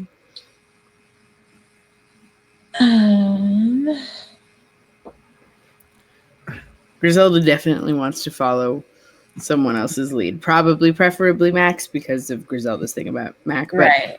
because she tends to not get on teachers' good sides that well, so she does not necessarily feel like she knows. Lawrence is too trusting of all the teachers. Yes, he totally is. So I think Max sighs and says, "It's got to be Dumbledore. This is important enough. It needs to go to the headmaster. All right, let's do it. If we're wrong, then he says, what we'll do is again. Where did we find? What house was? What's his name in? Emmerich? Emmerich. He was Hufflepuff. Hufflepuff. We haven't got any Hufflepuff allies, have we? no. Right. No. Then to the headmaster. Okay, so you go there and it's surprisingly quiet. So what do you do? Knock on the door. Yes. Is the headmaster available, please? Yes, please come in. Go in. Ah, young McLagan. It's a joy to see you. Is this a family business? Dumbledore smiles as he points for you to sit. Are the others? Are you? Rest of you with them, Mac? At this point, I would have gone for sure. I think Lawrence? so. I think went as like a group. Yeah, we're a team, right? Like, Oh, and Grizz if may it's give not, Lawrence a hard time, but she does value his. Oh, and if it's not the youngest Gryffindor, it's Miss Radcliffe and Mr. Lim. Please sit. Do you take some tea or cocoa? Ooh, cocoa? Yeah. I love cocoa. And Dumbledore starts waving his hands as he prepares. Then he sits on his desk. So, why do I am honored this night visit? Professor Dumbledore, there's something very strange going on, and I believe that some of the students are in jeopardy. There's a member of House Slytherin called Carla who will be abducted from the match tomorrow by a snake that's somewhere down in the cisterns. It's. I'm sure. I don't know if you must have spoken to young Master Emmerich, right? There's something odd going on, and they're doing something to the Muggles and the Half-Bloods. They are. Now, Emmerich told me about the dungeon of Salazar Slytherin, but he was not able to recall anything else at the time I talked with him. So you say that your friend Carlo Fernandez is in danger. Do you say that because you read the Muggle papers, or did you find anything else? No, we were told by Helmer. What's her name? Sorry, Helmer Bradley. Maybe we shouldn't give her a name up. I'm gonna give her name up. These are bad people. She's working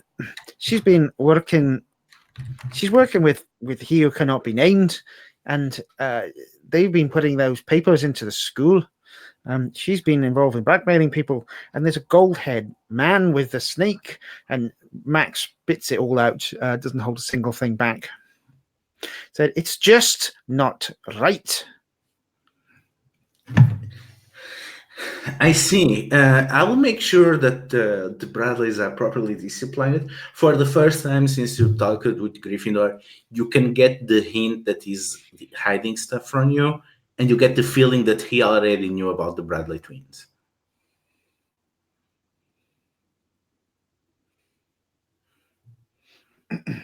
Oh man, I really want to do something really foolhardy. Such a bad idea. And yet. Do foolhardy. Foolhardy for the win. I'm going to cast Petrificus Totalis on Dumbledore.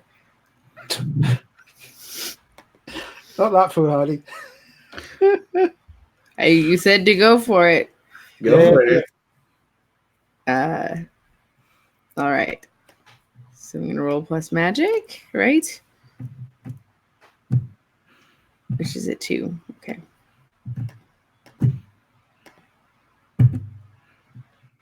Okay, I'm going to use a point of luck to make that a 10 plus. Okay. So you petrified the headmaster. Yeah. Max jaw drops open and he drops his tea, and he's looking at you going, what have you done?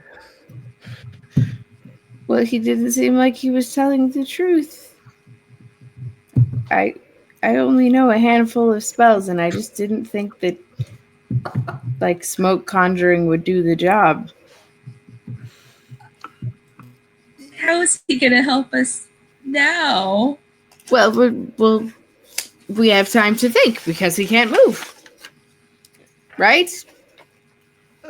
Even Yes. Griselda is a little bit freaked out by her recklessness in this instance. She wasn't really thinking. She just I don't know. She just learned the spell and she was excited and he was being dishonest. And before she knew it, Dumbledore was petrified. I mean, maybe we could look around his office while he's petrified.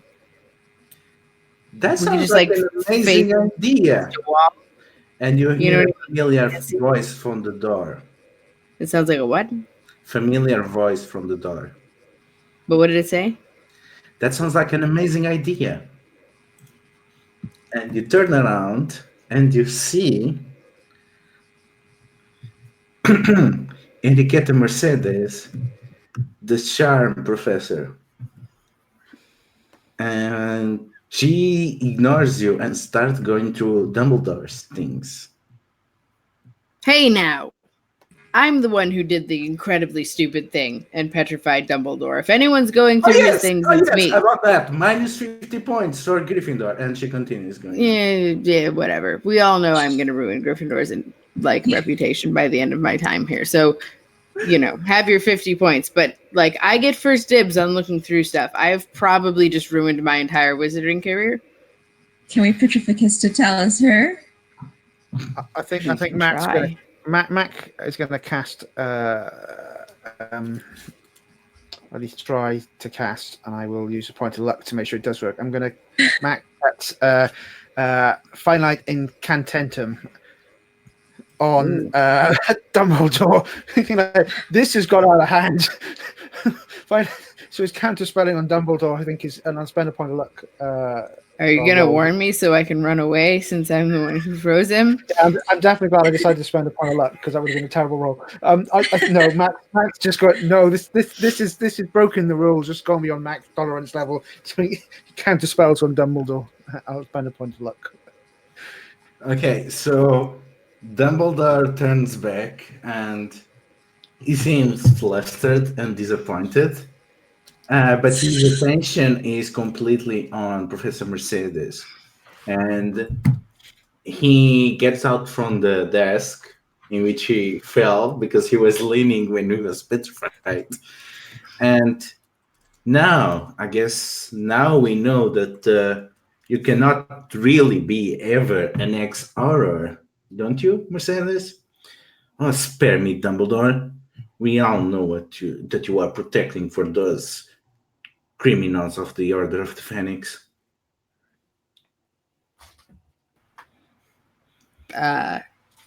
despite Griselda's sort of mortal terror at what's going to happen, her parents are in the Orders of the Phoenix. She's not going to say that, but she takes like extreme offense at this.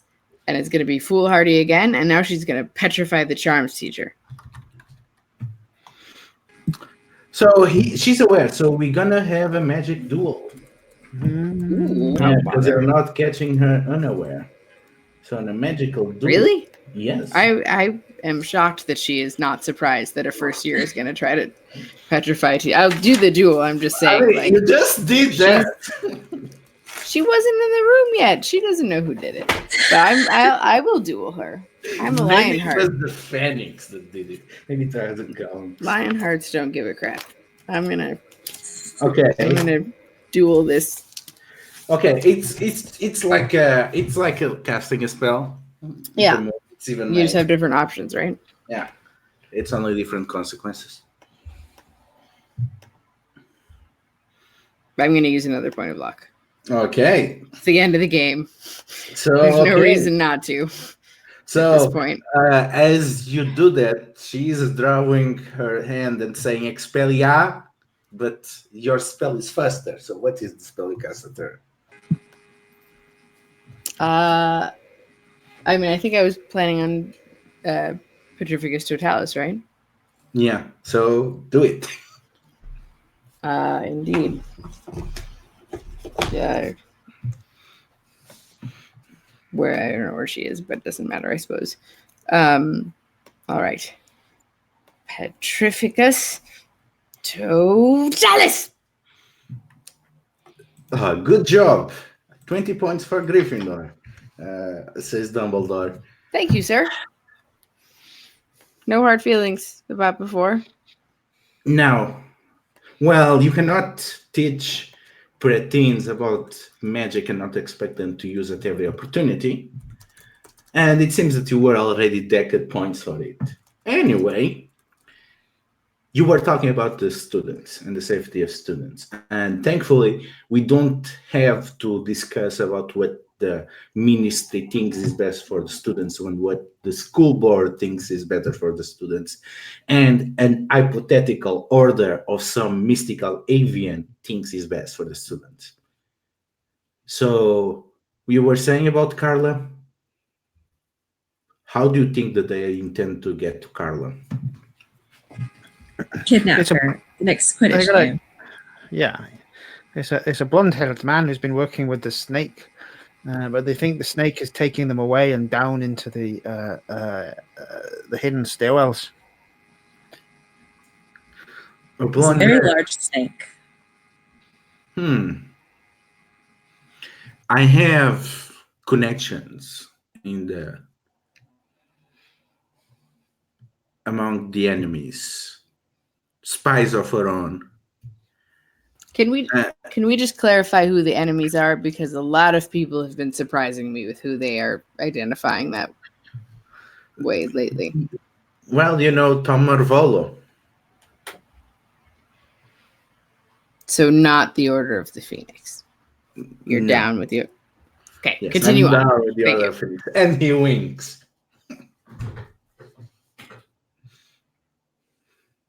Because he knows my parents, right?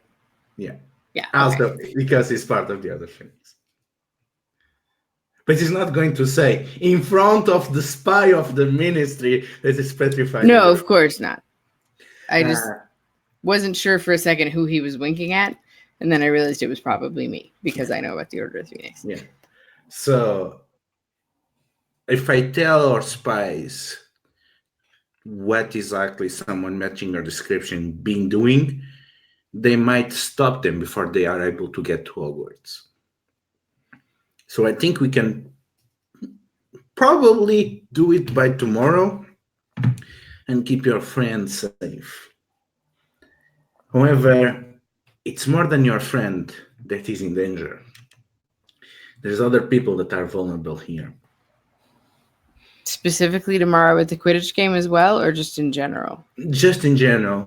It will be a good victory. I don't want you to be disheartened by that.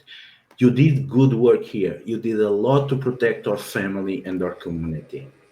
This is exactly the type of behavior that I expect from young wizards and witches. You are doing an amazing work at putting down the fires of hatred that our enemies seek to instill. I expect great things for you over the next 7 years. But Griselda is so pleased by this that she's practically vibrating because she's trying to play it cool and not just be like, "Ee!" like the headmaster has. Yeah, so you're like, if you were to look at her, you would see that she is like almost exploding with excitement over this pronouncement.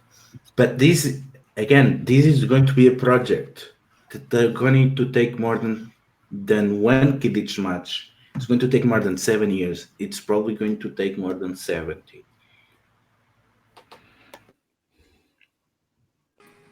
Well, everything starts with one step, right, Indeed. sir? Indeed. But now I would rather do that after this. You do your owls and take a break for summer and prepare yourselves to keep the good fight and protect the next year of students. Because only After saving Carla?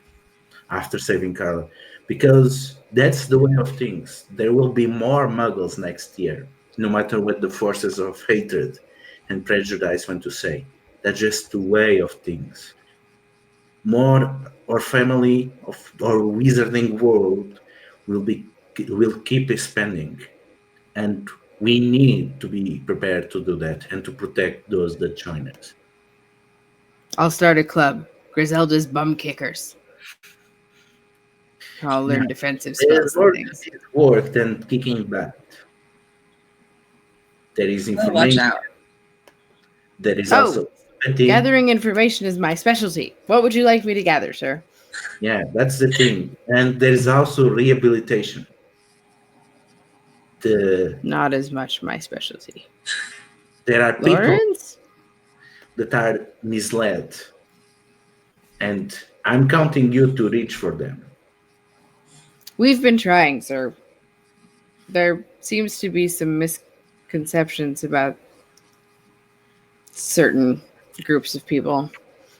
Well, that's what hatred is. Yeah. We'll keep fighting the good fight, sir. If you have anything that would help us over the summer, Summer vacations, those are great. They are the best thing you can get. You can get away from these problems and come back re-energize it. I know that I cannot ever get away from this, but such is the burden of being a headmaster. what's our burden? Growing up. I don't particularly enjoy growing up. You're right. All right. Mac, say one of your responsible Slytherin things. I've run out of things that aren't stupid.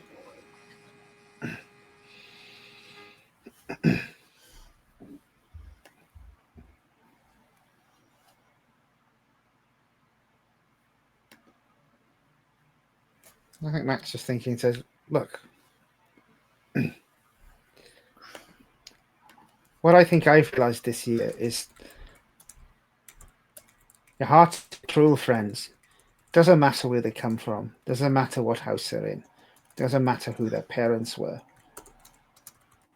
Your hearts are what matter. You two are my best friends. And there are too many people who aren't friends with each other for the stupidest of bloody reasons. And we need to be better at this.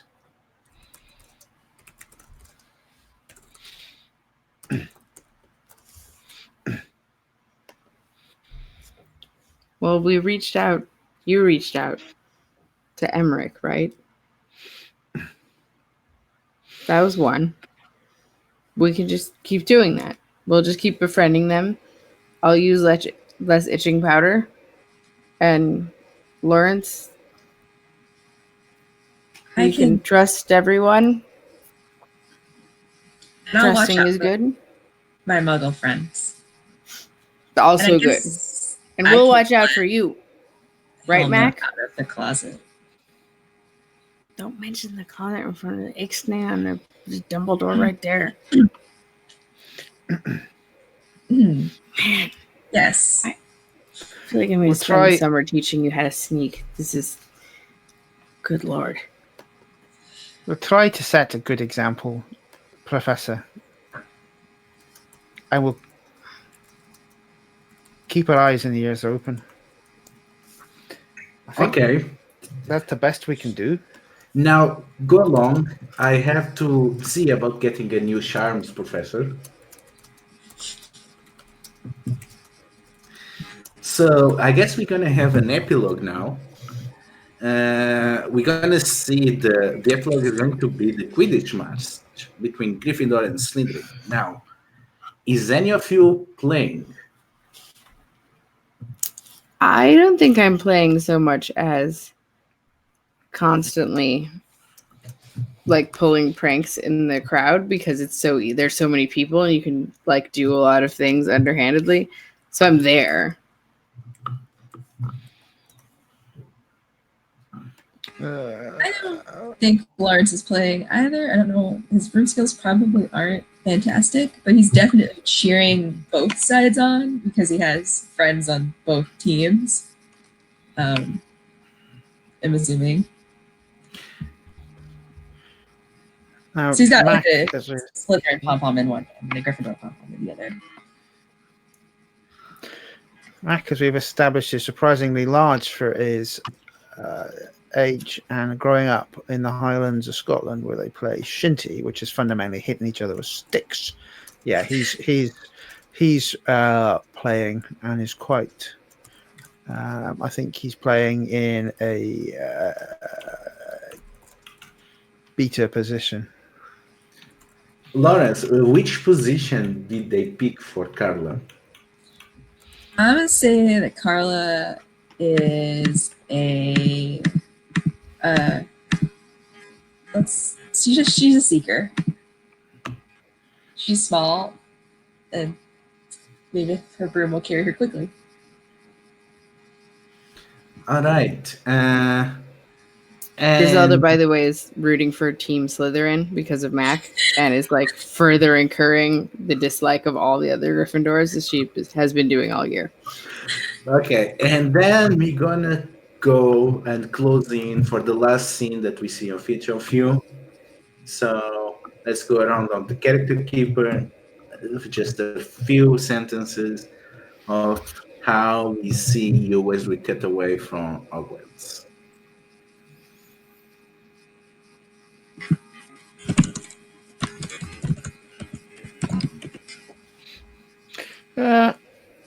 I don't think Mac's alone. If in his last scenes he's excitingly telling the other two that he thinks he's managed to figure out how to call a dragon, and is looking excitedly at both of them.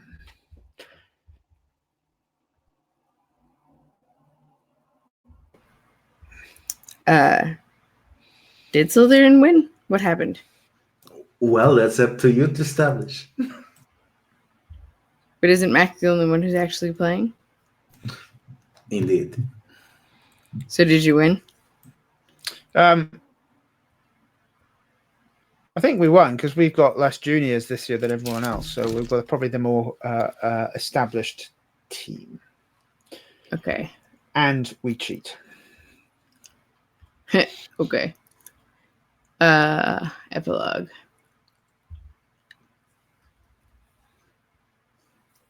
So this I keep hitting the wrong things. So it's directly after the Quidditch match, and Griselda, who has been rooting very openly for Slytherin and now celebrating with her like green Slytherin colors, is like heading back to the common rooms at curfew time and trying to be as inconspicuous as possible because she knows her house is not going to be pleased. And all you see is her open the door to the common room and all of the other Gryffindors staring at her. And she's like, hey guys. And that's like your last view of Griselda. Sweet. I think also immediately after the Quidditch match, Lawrence is like definitely cheering both teams on. But I mean, if Slytherin wins, he just like tosses the Gryffindor pom-pom into the bushes and then like runs over. And I think we see him like hug Carla, being like, "You did it! You did it! You finally got in a broom. It finally flew, and you caught the snitch." And I think it's just like you see them walking back towards the castle, and Lawrence has got like his arm thrown over her shoulder, being like, "Next year, I'll be playing." And I think that's like the final scene is their backs just like walking toward the castle. Thank you, everyone. That was great. Times in Hogwarts. So let's do some short roses and thorns, because so that David can leave in time. So, okay, go ahead.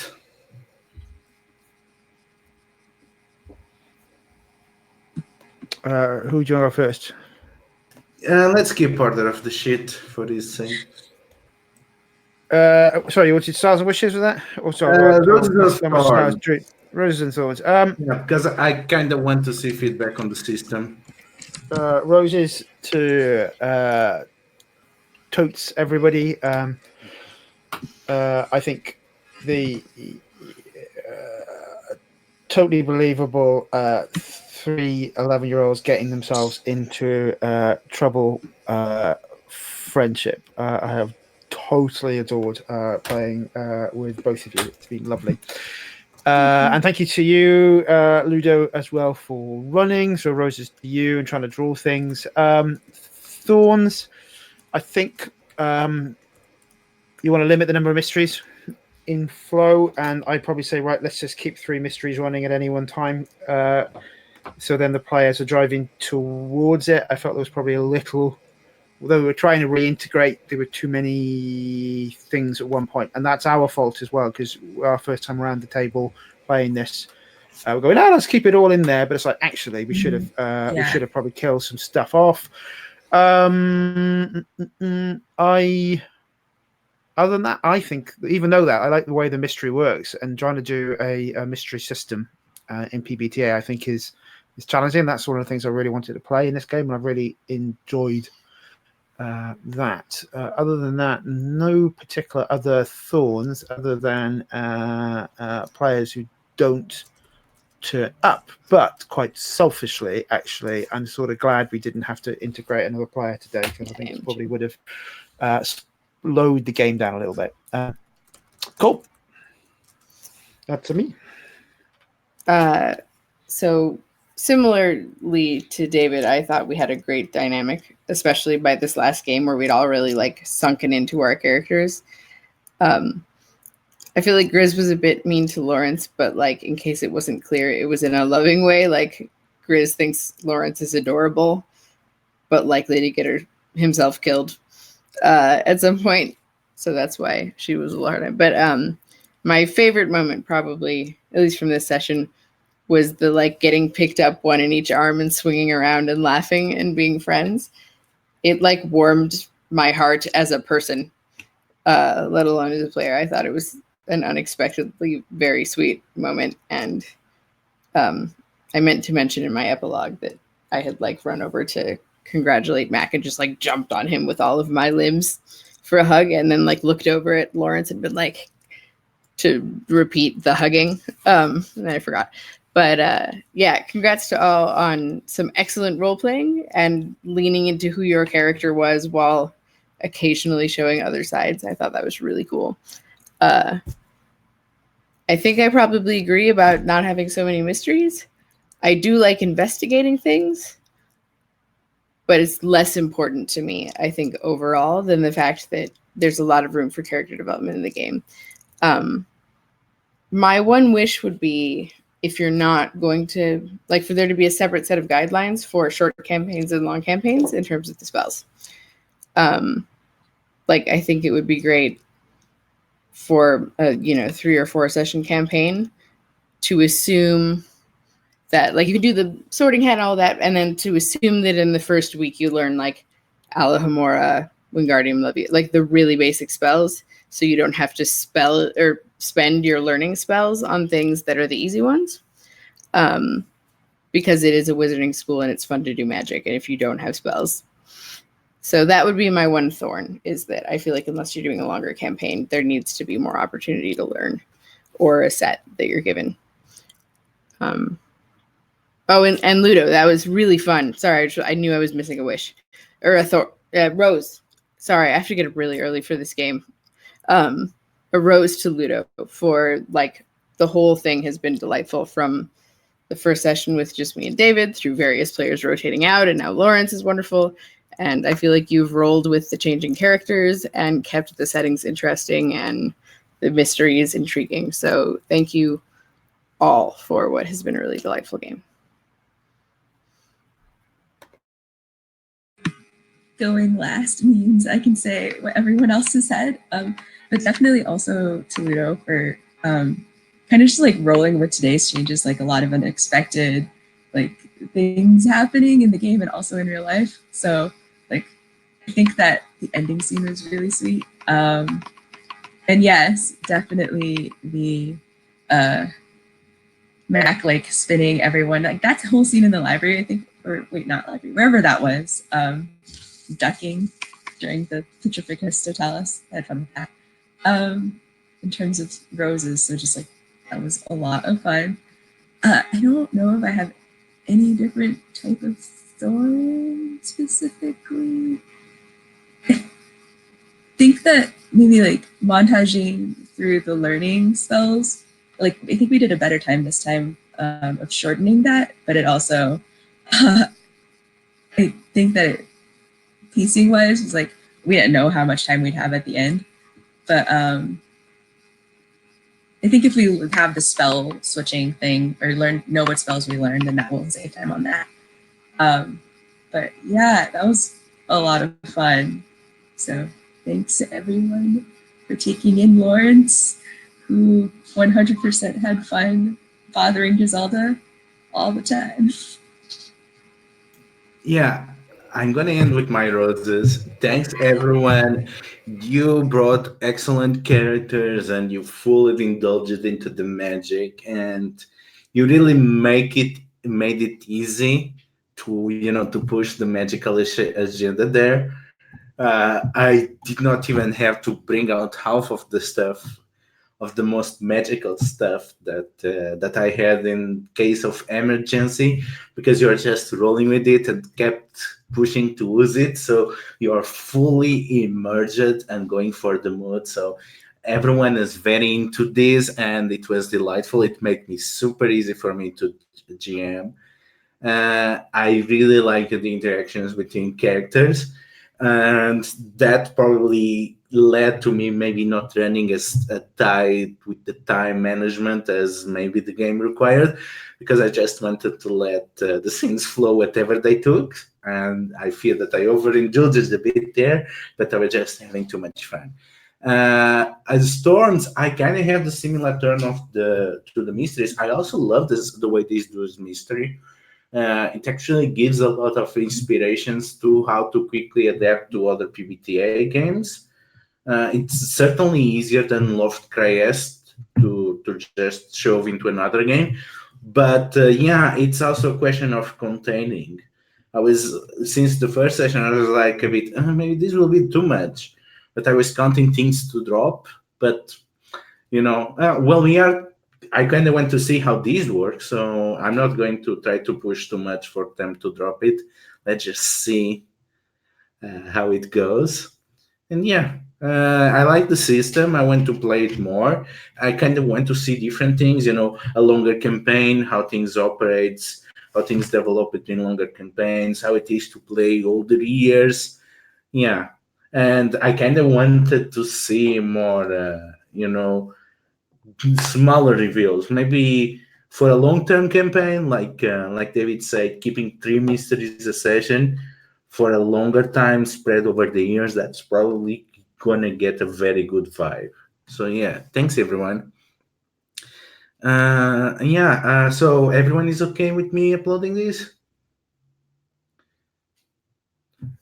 Okay. So bye everyone. Have a nice Saturday. See you next time. Bye.